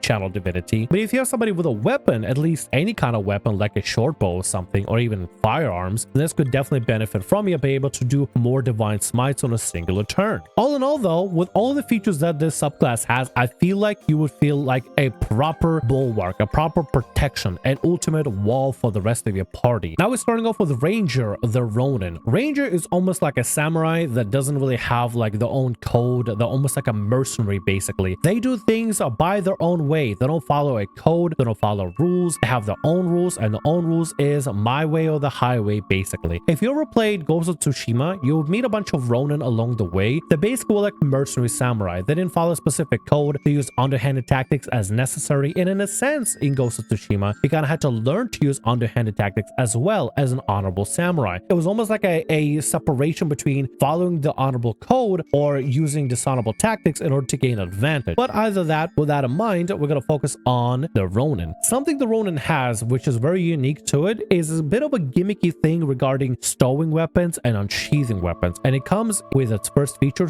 / draw. At 3rd level feature, you have mastered the art of striking with sudden explosive power at any moment. The first time each turn that you hit a creature with a melee weapon attack using a weapon you drew that turn, the attack deals an extra 1d6 damage of that weapon type. This exact damage increases it to 1d10 when you reach 11th level in this class. Once per turn, when you make an opportunity attack, you can draw a weapon as part of the attack. In addition, you can perform 2 additional object interactions each turn, but you can only use these additional object interactions to draw or stow weapons. You ever see in like old school samurai movies where a samurai will like sheath the weapon and ready to strike, and suddenly there's a moment where both enemies strike and the samurai unsheaths the weapon and does a powerful slash and do like a freezing pose before somebody falls down dead? It's a little bit similar to that. I feel like that gimmick in particular is what this subclass is all about. In my opinion, feels a little bit unnecessary. You could probably ignore a lot of it ultimately and just make it so that your Ronin deals 1d6 extra damage at the attack. So I mean, you could just kind of ignore the whole sheathing mechanics if you want to. I don't know how important it is. I've read through the book and genuinely I feel like it's something you can easily ignore because I don't think sheathing and unsheathing would be interesting to keep track of personally to me. But either way, let's continue. At 3rd level, you also get Wandering Magic. You don't get anything new from Ryoko's guide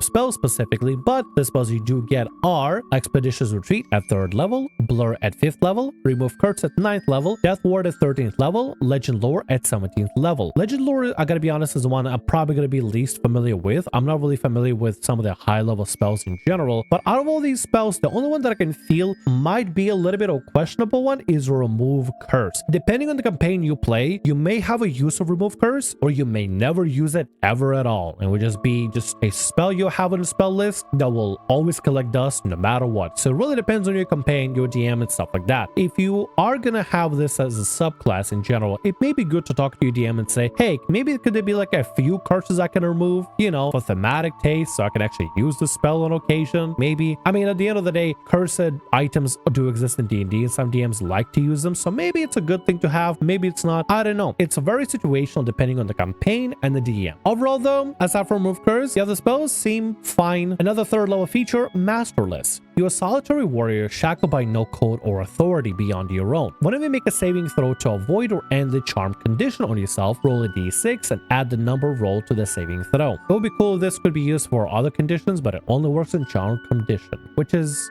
okay, I guess. Cleaving parry, level 7. When a creature makes a weapon attack against you while you have a stowed melee weapon and a free hand, you can use a reaction to attempt to parry the blow, throwing your stowed weapon as you do so. Your armor class increases by amount equal to your dexterity or strength modifier, your choice. Against the attack, you gain temporary hit points equal to your proficiency bonus plus your wisdom modifier. After the attack hits or misses, you can then stow the weapon as part of this reaction. Like I said, you can always ignore the whole stowing mechanic entirely and just treat it as a cleaving parry. You use a dexterity strength modifier to increase your AC, and if you have a really high dexterity or strength, this could be honestly an easy way just to basically give yourself as a reaction plus 5 AC. If you're going to be playing a Ronin, you probably want to maximize either strength or dexterity as a single soul like stat. Probably want to go with dexterity potentially, but you could also go with strength. It's completely up to you. If you want to do both range and melee, I'll probably want to go for more of a dexterity build than anything. The temporary HP could be great as well, but overall, as long as you maximize full on and just pump your dexterity, you could be potentially giving yourself plus 5 dexterity as a reaction. You can only affect one single attack, which is, you know, the only downside to it, but still extra AC is extra AC at the end of the day. Multi-weapon mastery. You have advantage on the first melee weapon attack you make each turn, as well as advantage on the first ranged weapon attack you make each turn. In addition, being within 5 feet of a hostile creature doesn't impose disadvantage on your ranged attack rolls. This is a feature at 11th level. Having advantage on a first melee weapon attack is cool, but also on a ranged attack is also pretty cool, as with a range, you don't usually get a lot of advantage, to be honest. But on top of that, being within 5 feet of a hostile creature doesn't impose disadvantage on your range attack rolls, which means you can attack within point blank at 5 feet with range attack at advantage because it doesn't impose disadvantage on you. So your first attacks at all times with melee and range could be very beneficial. In fact, I could probably even imagine a busted build where you have a rapier and you have a longbow, and you use the draw mechanic and unsheath mechanic to basically use the rapier to strike at advantage, and then swap over to longbow and strike with your longbow at advantage. As long as you make one melee attack and one range attack, your first melee attack will always have advantage, and your first range attack will always have advantage. I'm assuming there might be a bit of an overlap. It might be a little bit too busted to constantly give yourself advantage at all times with this specific little trick, since you can constantly stow and draw weapons as basically a free action, as a free interact action. I just don't know how insane it would be. Will this work even, or was this a little bit busted? I have no idea in this situation. Relentless Onslaught, 15th level. The speed and ferocity of your onslaught is legendary. When you take the attack action, each time you score a critical hit or reduce a creature to 0 hit points as part of the attack action, you can make one additional weapon attack. You can make up to 3 additional attacks with this feature per turn. This synergizes pretty cool with multi-weapon mastery, giving you that advantage on your first melee weapon attack. If you can bait for the crits, you can just keep attacking and attacking and attacking and attacking and attacking, and could be very interesting to utilize in general. I'm mixed about the subclass. I gotta be honest. I'm very mixed about the subclass. Multi-weapon mastery could be a little bit broken depending on if you're gonna be utilizing the whole like sheathing and swapping weapons and stuff like that as a mechanic or as an interaction. Really depends on how you're gonna be playing it in general in your campaign. But all in all, I feel the same way about Ronin as I did about Monk of the 8 Gates. It has a lot of cool things that don't feel like they ultimately synergize extremely well with each other. Like, this is the gimmick of unsheathing weapons that seems like that's the big thing. Is it really that important of a gimmick to utilize and base the entire subclass around, or is this just made for flavor because of the samurai movies, drawn weapon and unsheathing and striking and stuff? That's kind of where I'm a little bit lost with this subclass. Like, it's not bad subclass at all, but I feel like if you focus too hard on the whole sheathing and unsheathing gimmick, it could be a little bit way too busy for DM and players to track all together. Or maybe it could be fun, who knows? I feel like it's kind of focusing more on the fantasy fantasy of the subclass than on the mechanical aspects of it. Honestly, I have no idea. At the end of the day, I feel kind of similar to how I felt with the Monk of the Eight Gates. It feels like none of the stuff specifically synergizes directly with one another to enhance a specific level 3 feature or anything of that sort. It's not a bad subclass, but none of it feels like it really meshes so fluently like the other subclasses have meshed so far. So I kind of want to just put it at a C rank. It's not bad, but it doesn't have anything that wows me personally. It's not bad. It's good. It doesn't have anything bad about it. It's good, I guess. It just doesn't have anything that stands out. So a solid C rank for me. Rogue subclass is the Tamaya. Tamaya? I don't know. I'm going to be mispronouncing it. Basically, imagine a rogue that uses spell bombs that creates different trinkets and using guns as well in order to basically ambush enemies. It's creation of explosives similar to the College of Hanabi, but instead of creating firework explosions, you create spell bombs. You take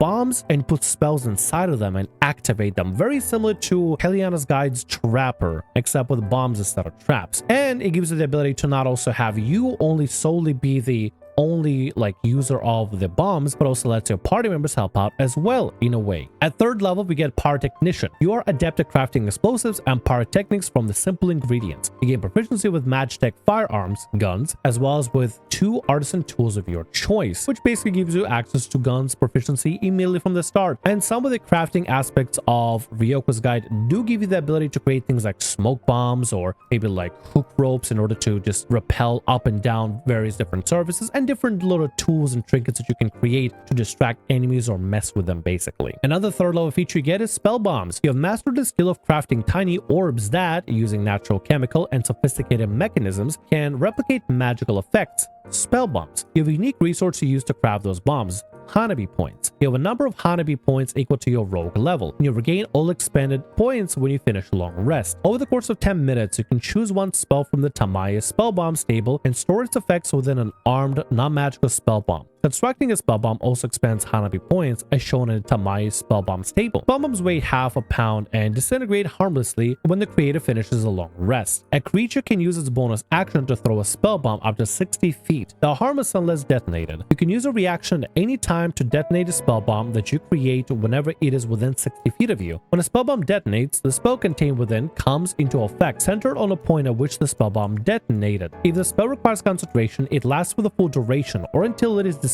Spell bomb ability. Intelligence is your ability for your spell bombs. You use your intelligence whenever a spell bomb effect refers to your spellcasting ability. In addition, you use your intelligence modifier when setting the saving throw DC of a spell bomb you detonate. And you have a whole list of spell bombs. And before we go through the entire list in general, we're going to cover the new ones added again from Ryoko's. We have Smokescreen, a cantrip. You spew a thick cloud of dense black smoke that forms a 5-foot diameter, 10-foot high cylinder centered on the point that lasts until the start of your next turn. The smoke heavily obscures the area. When you cast a spell, you can choose whether the cloud remains in location where you cast it or if it moves with you, centered on you. When you reach higher levels, the size of the cloud you can create with the spell increases. When you reach 5th level, the cloud has a maximum diameter and height of 15 feet. At 11th level, this increases to 25 feet. At 17th level, this increases at 40 feet. Choose how big the cloud is in each dimension up to this maximum each time that you cast it. Flashbang. You throw a tiny spark at a point within range where it erupts with a bright flash and thunderous bang, which can be heard 600 feet away. Each creature in a 10-foot radius sphere centered on a point must make a con save. On a failure, a creature takes 2d8 thunder damage and is blinded and deafened for 1 minute. On success, a creature takes half as much damage and isn't blinded or deafened. Creature can repeat the saving throw at the end of its turns, ending the effect on itself on a success. Mireball. A blob of gloopy mud sprungs from your pointed finger to a point you choose within range, where it splooges with a wet burp into an explosion of sludge. Each creature in a 15-foot radius centered on that point must make a strength saving throw. On a failed save, a target takes 3d10 bludgeoning damage and is knocked prone. On a successful one, it takes half as much damage and is not knocked prone. In addition, all surfaces within the area become covered in unpredictably slick and sticky patches of mud for the duration. The first time a creature moves through the muddy area on its turn, it must succeed on dexterity saving throw against a spell save DC or fall prone. Creature moving through the area at half speed doesn't need to make the saving throw. Blinding Radiance. Blind light erupts from the form and dazzles those around you. For the duration, you emit bright light in a 50-foot radius and dim light for additional 50 50 feet. Each creature that moves within 10 feet of you for the first time on its turn of it starts its turn, then must make a Constitution saving throw. On a failure, a creature takes 3d10 radiant damage and is blinded until the start of its next turn. On a success, a creature takes half as much damage and isn't blinded. And Eruption, which we already covered before in previous subclasses. Now, I know spells is a lot to cover for all these subclasses and stuff, and there's a lot of spells on Ryoko's, but we want to make sure we have all this context as we look at the entire list. Starting at 3rd level, Hanabi point costs 0. They set the cantrips. For cantrips, you can make Prestidigitation, Smokescreen, and Thaumaturgy. As spell bombs, that's actually pretty cool. You can have a lot of cool effects with them, specifically sound or audio-based effects. Smokescreen one will probably be the most coolest one to use in most situations, I think. 3rd level with Hanabi point cost of 1, you have Entangle, Fairy Fire, Fog Cloud, Grease, and Sleep. All of them are absolutely fantastic. And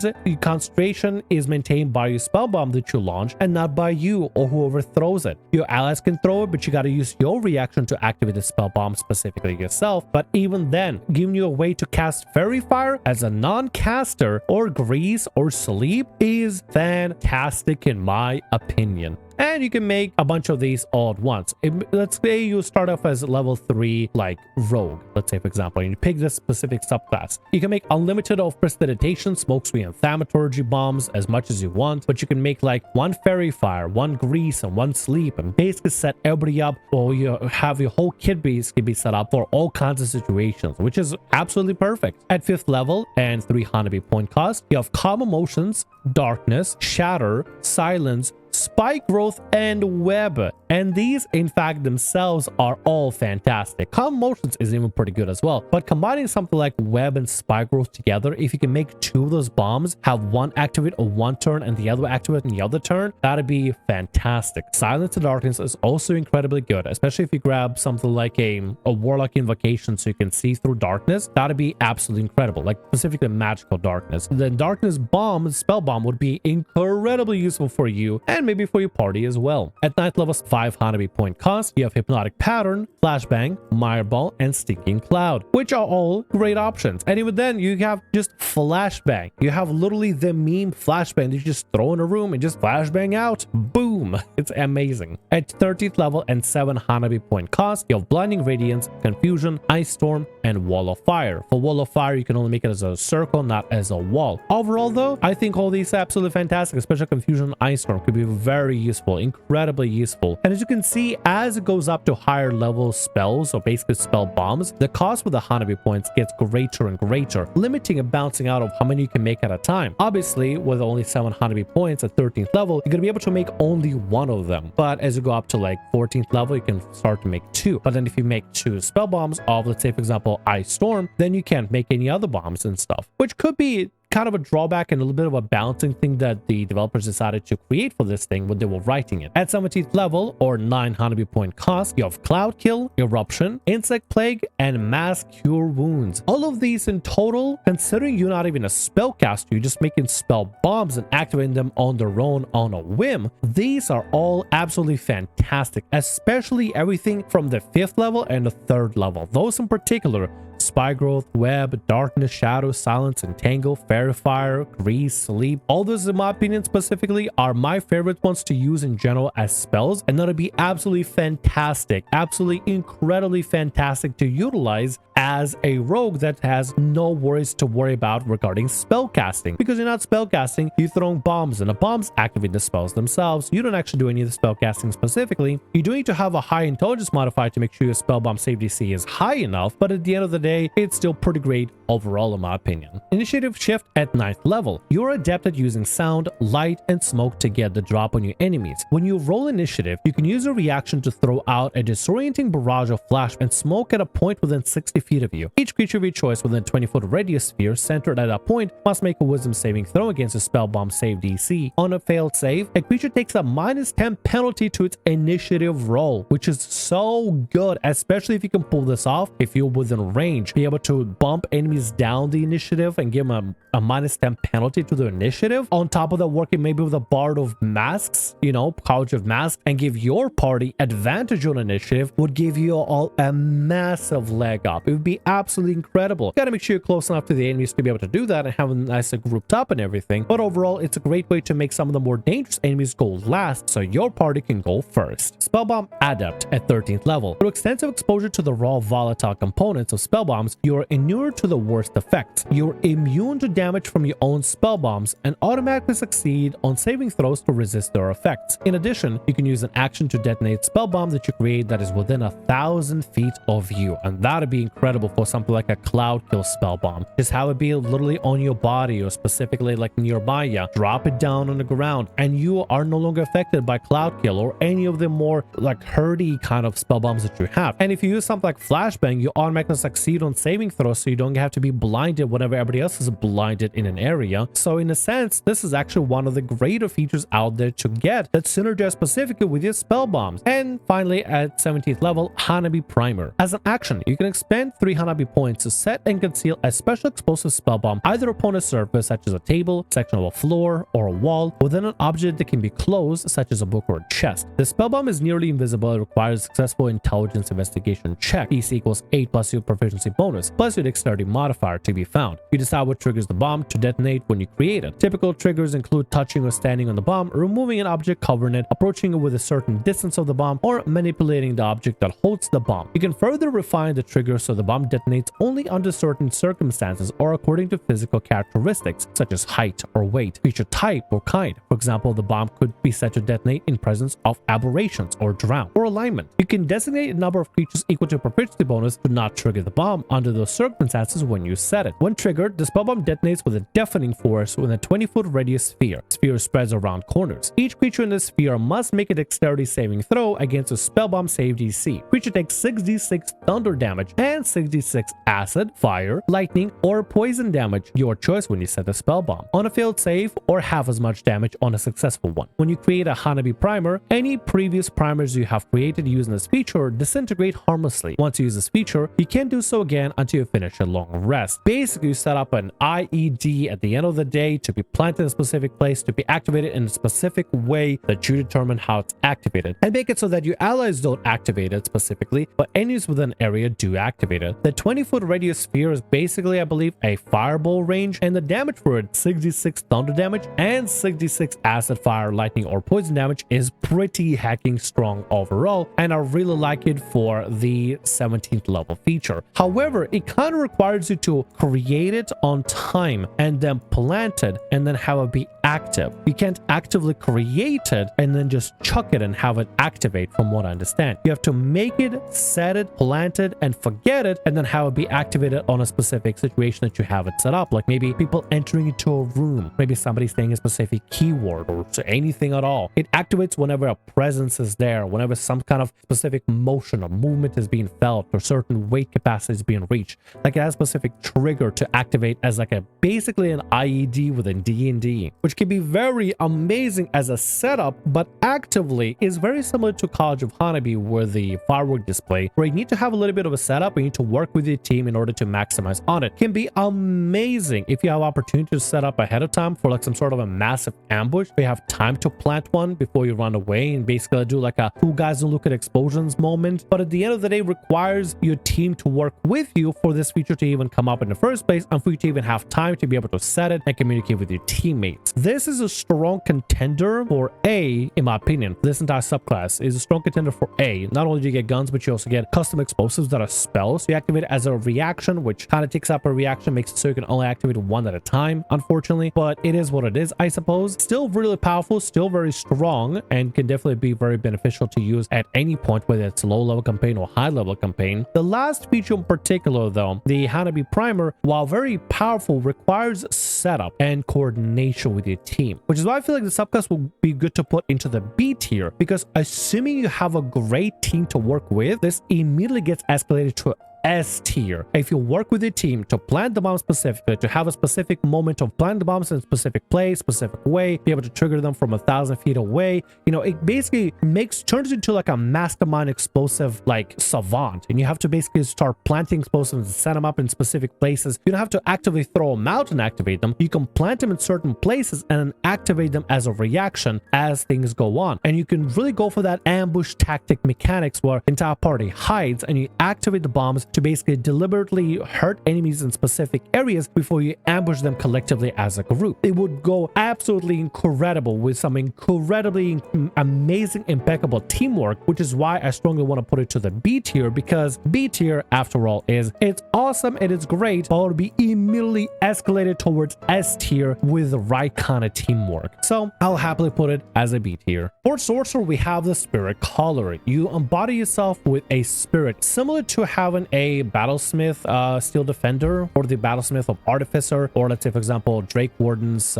Drake Companion, but more for spellcasting, with a little bit of caveats here and there that could definitely affect how I see the subclass in particular. But either way, let's go ahead and start off with Spirit Collar spells. You learn additional spells at first level when you reach certain levels in this class, as shown on the Spirit Call table. Each of these spells count as sorcerer spells for you, but it doesn't count against the number of sorcerer spells you know, which is, I think, is fantastic. Having more spells for sorcerer to cast is also really good, because it's not like they're going to be able to learn a lot of spells already as is, depending on the subclass. Whenever you gain a sorcerer level, you can replace one spell you gain from this feature with another spell of the same level. The new spell must be an illusion or conjuration spell from the sorcerer, warlock, or wizard spell list, which opens up to more interesting illusion or conjuration based spells, which can be a good thing but also can be a bad thing, as some of the more powerful spells have concentration, and we'll talk about why concentration can be a bit of a problem for this specific subclass. But let's cover the spells. At first level, you get things like Command, Mage Armor, Minor Illusion, all good. Third level,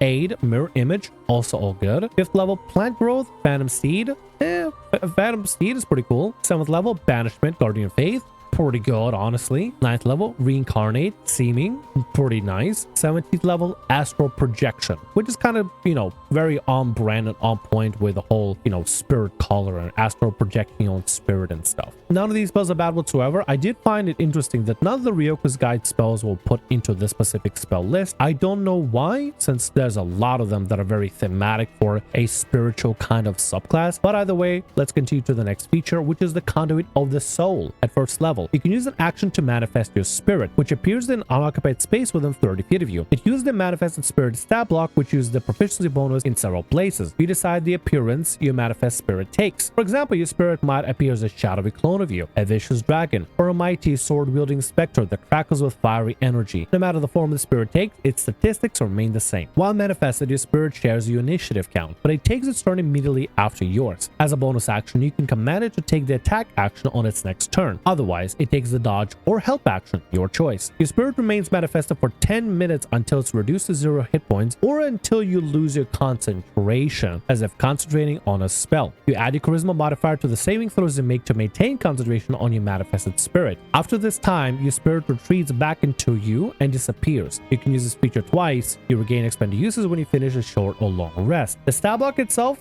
pretty solid, pretty good. You choose whether it's small or tiny, completely up to you. It doesn't really change its stats in particular. Has decent stats, has multi-attack, depends on what your proficiency bonus is, rounded down by half. So let's say, for example, you reach a point where your proficiency bonus is +4. Now it has a multi-attack, so you can attack twice. If you have +6, it can attack 3 times. So it does get better as you level up further on, but early game, it's going to be kind of just one trick pony, one attack and done. The caveat with this specific manifested spirit, in my opinion, that could be a bit of a hindrance is the fact that you need to concentrate to maintain this thing. It's not like Steel Defender that's just out there, or the Drake Warden's Drake that's just out there. You have to concentrate to maintain the manifested spirit for 10 minutes, or you just break concentration and it disappears, which means that you can't concentrate on any other spell. And there are a lot of really good spells out there that, especially from illusion and conjuration spell list, that have concentration based spells. So you really have to start curating a specific spell list to not have a lot of concentration based spells, since you're going to be primarily maintaining it on your manifested spirit.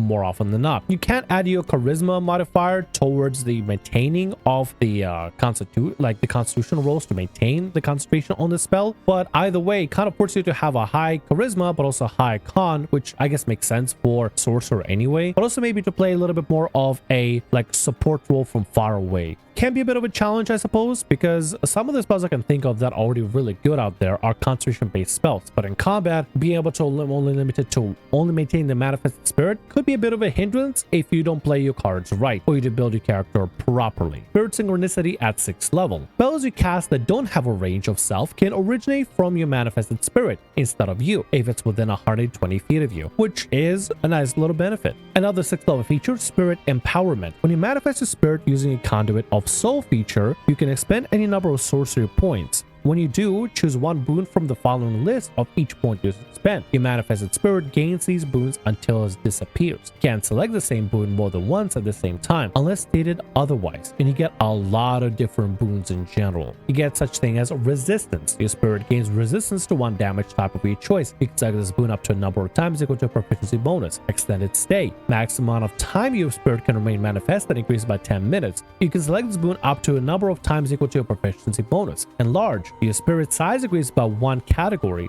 Its reach increases by 5 feet, and its melee attack deals an extra 1d8 damage of the attack stat on hit. Teleporter. Spirit can use its bonus action to teleport up to 30 feet to an occupied space it can see. Frenzy. Spirit has advantage on all melee attack rolls, but attack rolls made against it have advantage. Detonator. When your spirit reduced to 0 hit points or you lose concentration on it, each creature of your choice within 20 feet of it must succeed on dexterity saving throw against your sorcery spell save DC, or take necrotic or radiant damage. Your choice of detonation equal to 2d10 plus your sorcerer level. Of one mind, you can use bonus action to see through your spirit's eyes and hear what it hears until the start of your next turn. During this time, you are deaf and blind with regards to your own senses. Devil's Sight. Your spirit can see in dim light and darkness, both magical and non-magical, to a distance of 120 feet. Enhanced agility. Spirit speed is doubled. Battlefield Squire. After your spirit takes a help action, it can use a bonus action on a turn to take the disengage or dodge action. This is all well and good, and it's a great way to spend sorcery points, alternatively aside from using your sorcery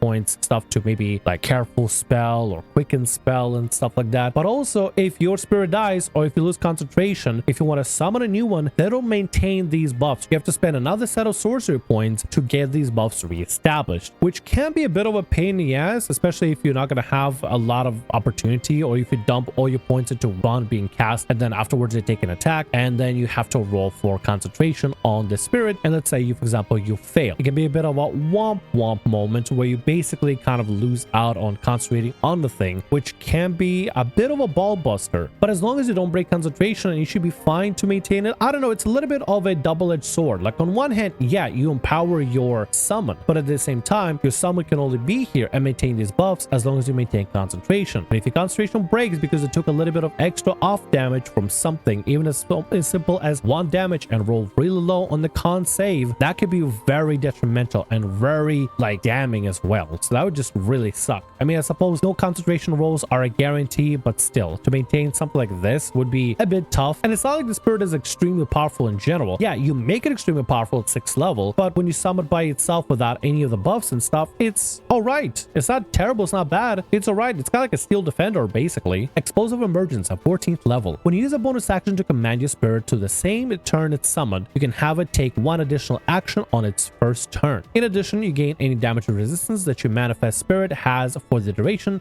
of its manifestation. If I understand this correctly, if you can have it take another additional action on its first turn, if it's an additional action, it could mean that it could just basically have 2 actions to take. So you could take 2 attack actions, and if you have multi-attack, then it basically does 2 multi-attack actions. Like let's say, for example, attacks with melee twice, as it takes another additional action, it can take that additional action to attack, which means attacks 4 times per turn. Gaining damage resistance that your manifested spirit has for the duration of its manifestations, also pretty nice feature as well. Final form manifestation, 18th level. You no longer need to maintain your concentration on your manifested spirit. You can cause it to disappear at any time. No action required. You imbue your spirit with further power. When you manifest your spirit, you can choose 1 additional boon without spending a sorcery point to gain it. In addition, when summoned, you can choose for your spirit's base size to be medium or large. If manifested as a large spirit, the reach of the spirit's grasp attack increases by 5 feet. Only at 18th level do you no longer need to maintain concentration on your manifested spirit. I kind of wish we would have gotten it earlier, and maybe you got like an extra option that you can do to use for the empowering of the spirit, so that one of the spirit empowerments was not needed to concentrate on it. So it's summoned and it stays summoned for the duration without you needing to concentrate on it. That would be a pretty fantastic. You just summon it, spend a little bit of sorcery points in order to make sure you don't need to concentrate on it. You can concentrate on a different spell to maybe enhance your spirit or to do something else entirely, and in that turn gives you a little bit more flexibility with it, give you an option to lose concentration on it, because having it at 18th level feels a little bit like too little too late kind of feature. Like, I'm not gonna complain about it, it's great to not have to focus on concentrating on it and everything, but at the end of the day it feels like I wish I would have gotten it a little bit earlier, you know.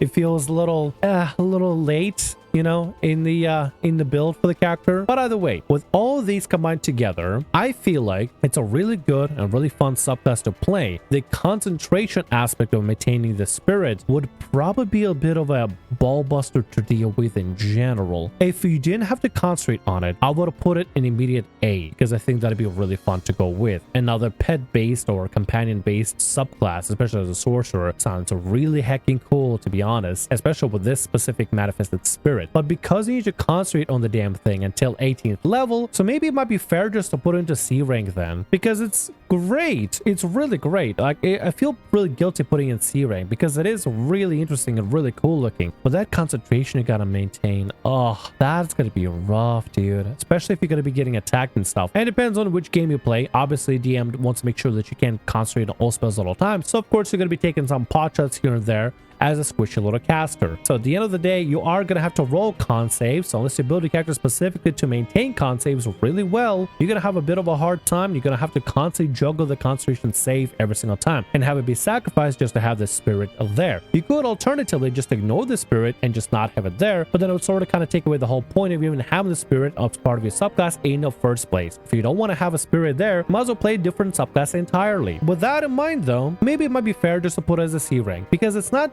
bad, but that concentration really keeps that away from being A rank for me personally. I think I'll just go with that. We'll put it to C because of that concentration. Warlock of the Shinigami. You're literally working with a spirit of death and you're making a pact with them. And it's a little bit like the Warlock of the Undying. Actually, I'm going to just say this. Warlock of the Shinigami is what Warlock of the Undying should have been. It is actually stellar. It is so good. It feels more thematic and more specific towards being the Grim Reaper and something of the Undying aspect, or just death aspect, than the Warlock of the Undying could ever be. Warlock of the Undying is unfortunately a pipe dream that will never happen because it's just honestly a very underwhelming subclass for Warlocks. The Shinigami, however, is fantastic. The puppeteer of death, literally. At first level, you get the expanded spell list, which you have a nice little selection of spells, and mainly just 2 spells from Ryoko's that I want to cover before we look at the entire list. See Future Death. You peer into the divergent potential of the future. Your attention draws to the moment of your own harm. For the duration, any critical hits you suffer become normal hits. An opportunity attack against you have disadvantage. In addition, when your attack hits you with an attack, or you fail a strength or dexterity saving throw, you can use your reaction to roll a 2d4 and add the result to your AC against the attack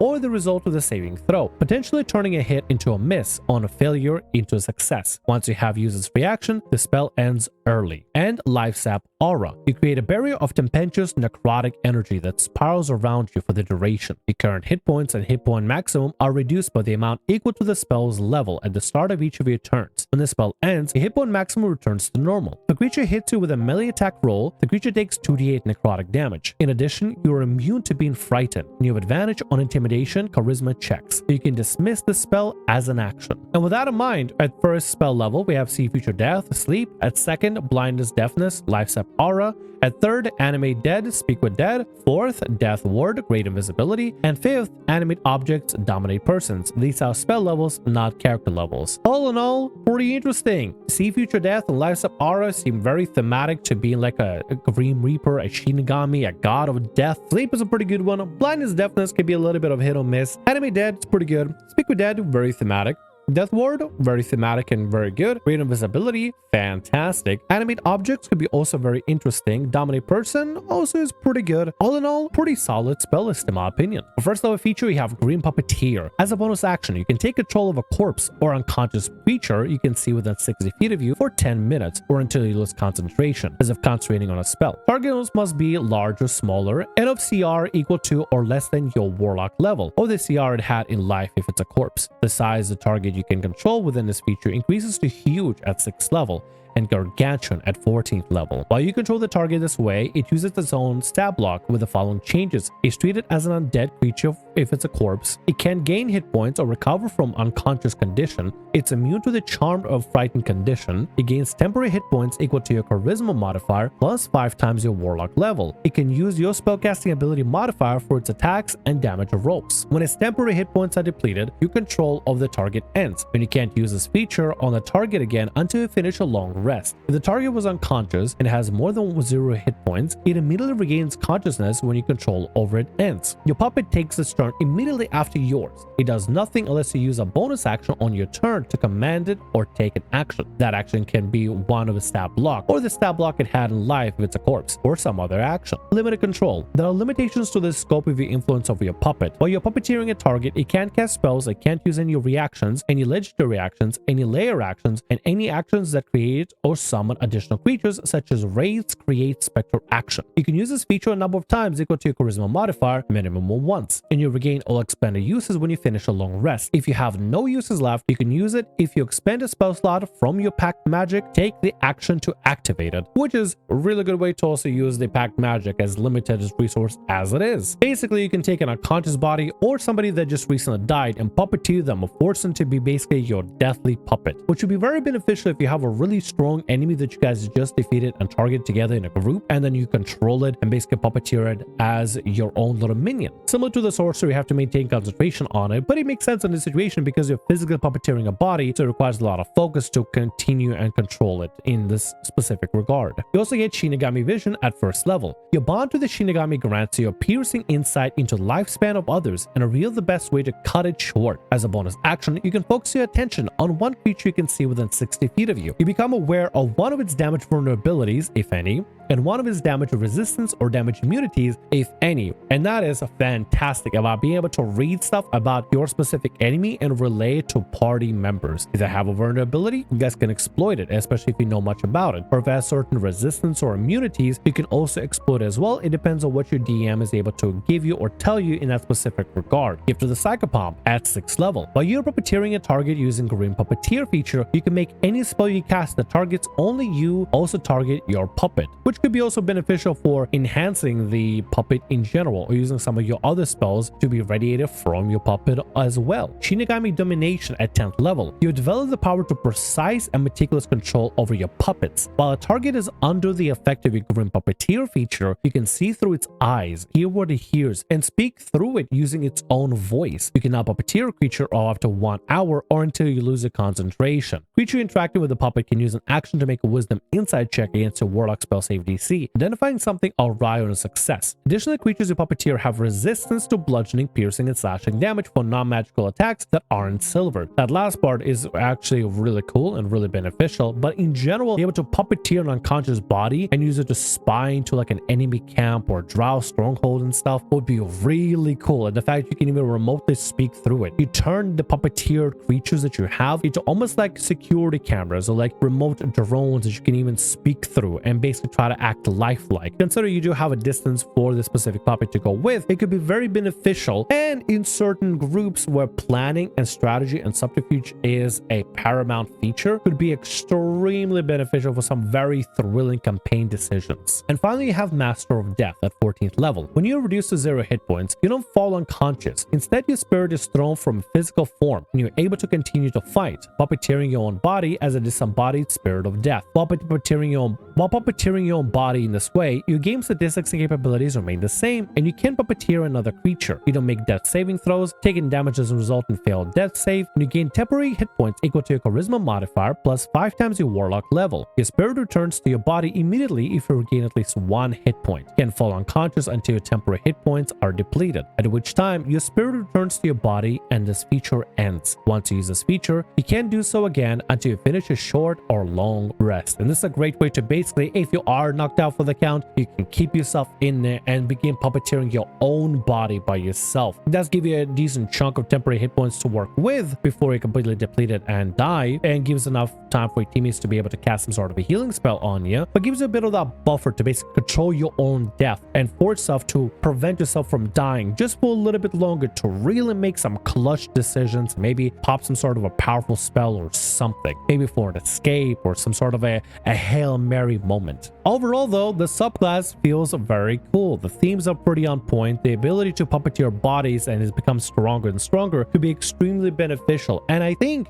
in this situation, because of how well this subclass would work good with a well put together party, this would be an easy B rank for me. The features themselves are great and there's nothing wrong with them. Might as well just even bump it up to an A in this situation. However, I feel like this subclass would immediately skyrocket into being a really powerful party synergy subclass if the party works together to take down the biggest and the baddest from the enemy lineup, so that your warlock can take over them and be able to glean a lot of information. By themselves as a warlock, you're gonna have a really difficult time controlling a lot of the creatures and be able to maintaining stuff on them and everything. But in a good party, in a good combination, with a good synergy, with good planning with a party specifically, this warlock could be extremely useful and even be escalated to an S rank if it's being supported by the rest of the party. I don't think it's much of a trap gameplay or anything. It's definitely not a trap subclass, but it's not enough for me to mark it as a C rank either, because it is pretty cool and pretty powerful in all things considered. But I think it will greatly benefit from team synergy and working with a really good composition in your party, which is why I want to put it confidently at a B rank, because with a good party composition, it could elevate to an S rank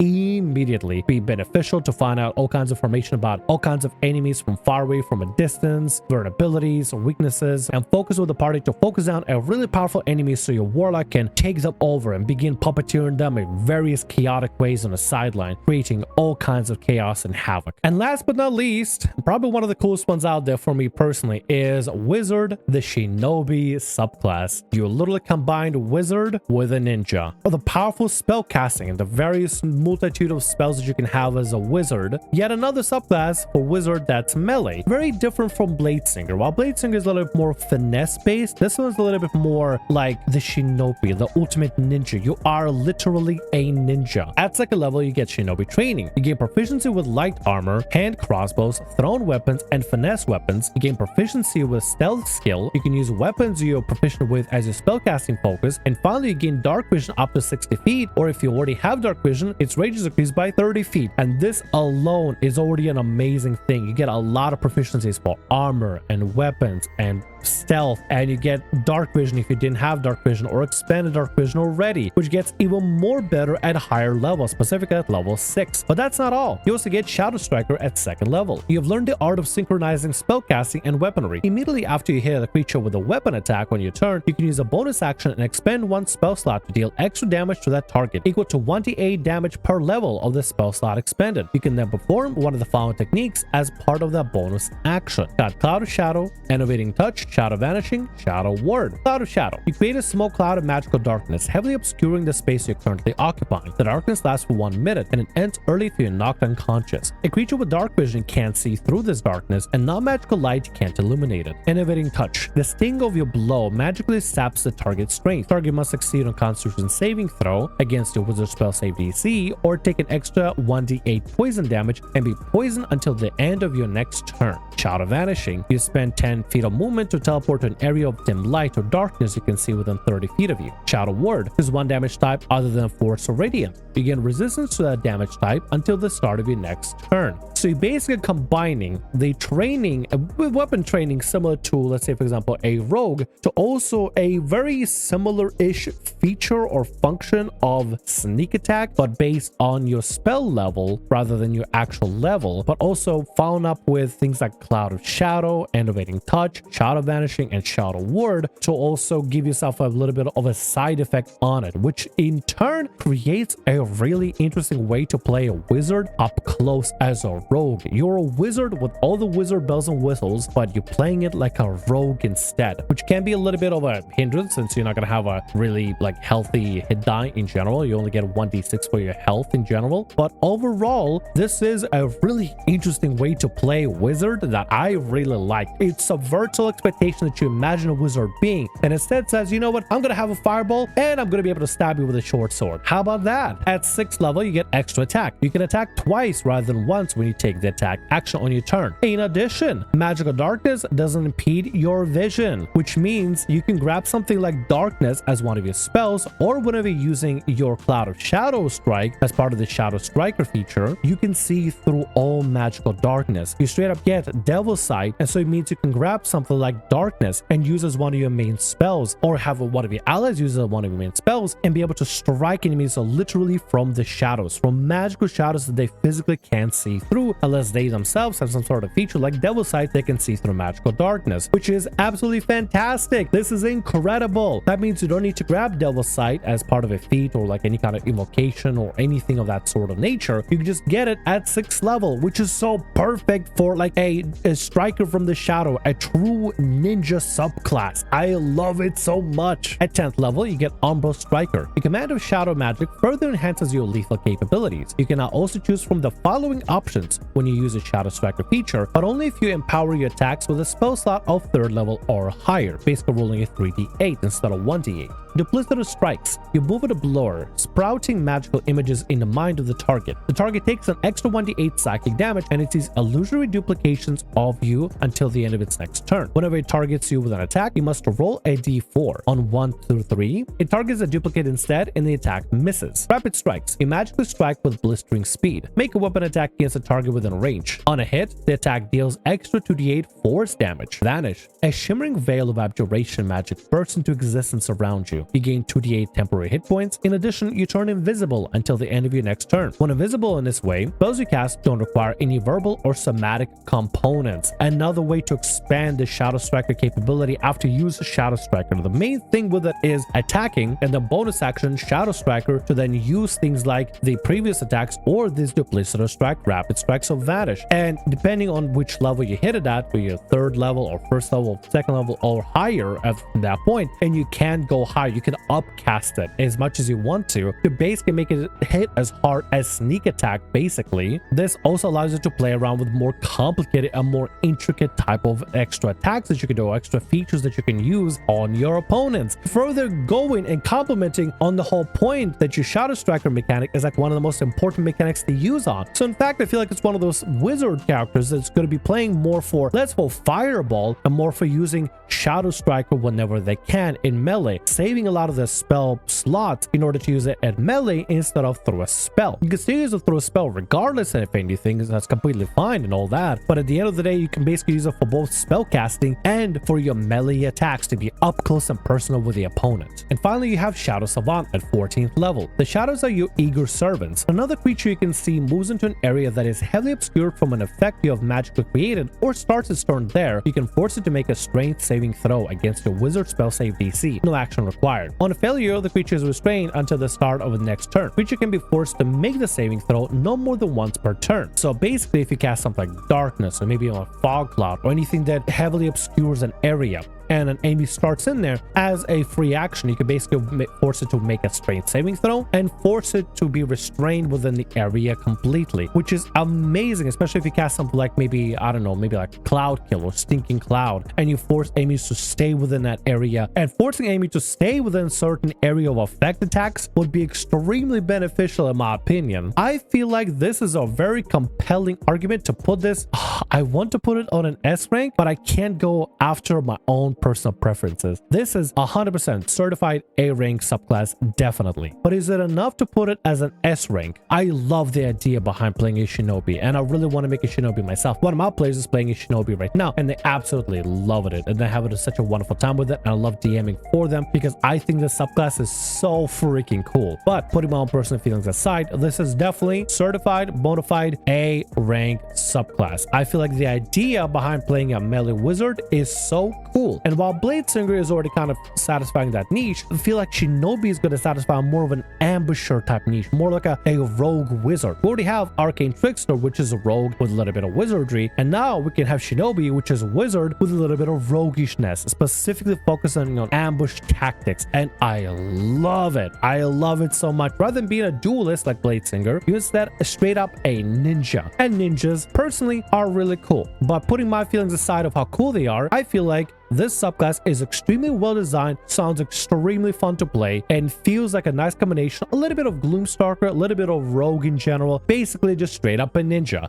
And ninjas are pretty cool. So A rank easily. And with that, assuming that I finished everything together in one singular video, that'll be the entire video for today. If I had to split up on multiple videos, then I guess it is what it is. But I hope you enjoyed the video. Let me know what you think about all the tier stuff in comments below. Here is the final reveal, all the tier lists that I have here. If you agree with some of them, let me know. If you disagree, let me know why, and just respond to me what you think you would have put one specific subclass or the other subclass at which specific rank. This is the first time I experimented making some sort of a tier list video in general, just trying to vary things up for just general content for the channel. I'm still going to be doing RPG horror stories. It's just I was really excited for this specific thing, and I want to try something new, so why not experiment a little bit? Either way, looking forward to your feedback down in the comments below. If you'd like to see more of this kind of stuff aside from RPG horror stories, make sure to let me know down in the comments below. Either way, I'm gonna go ahead and just end right there. Thank you for watching the video. Bye.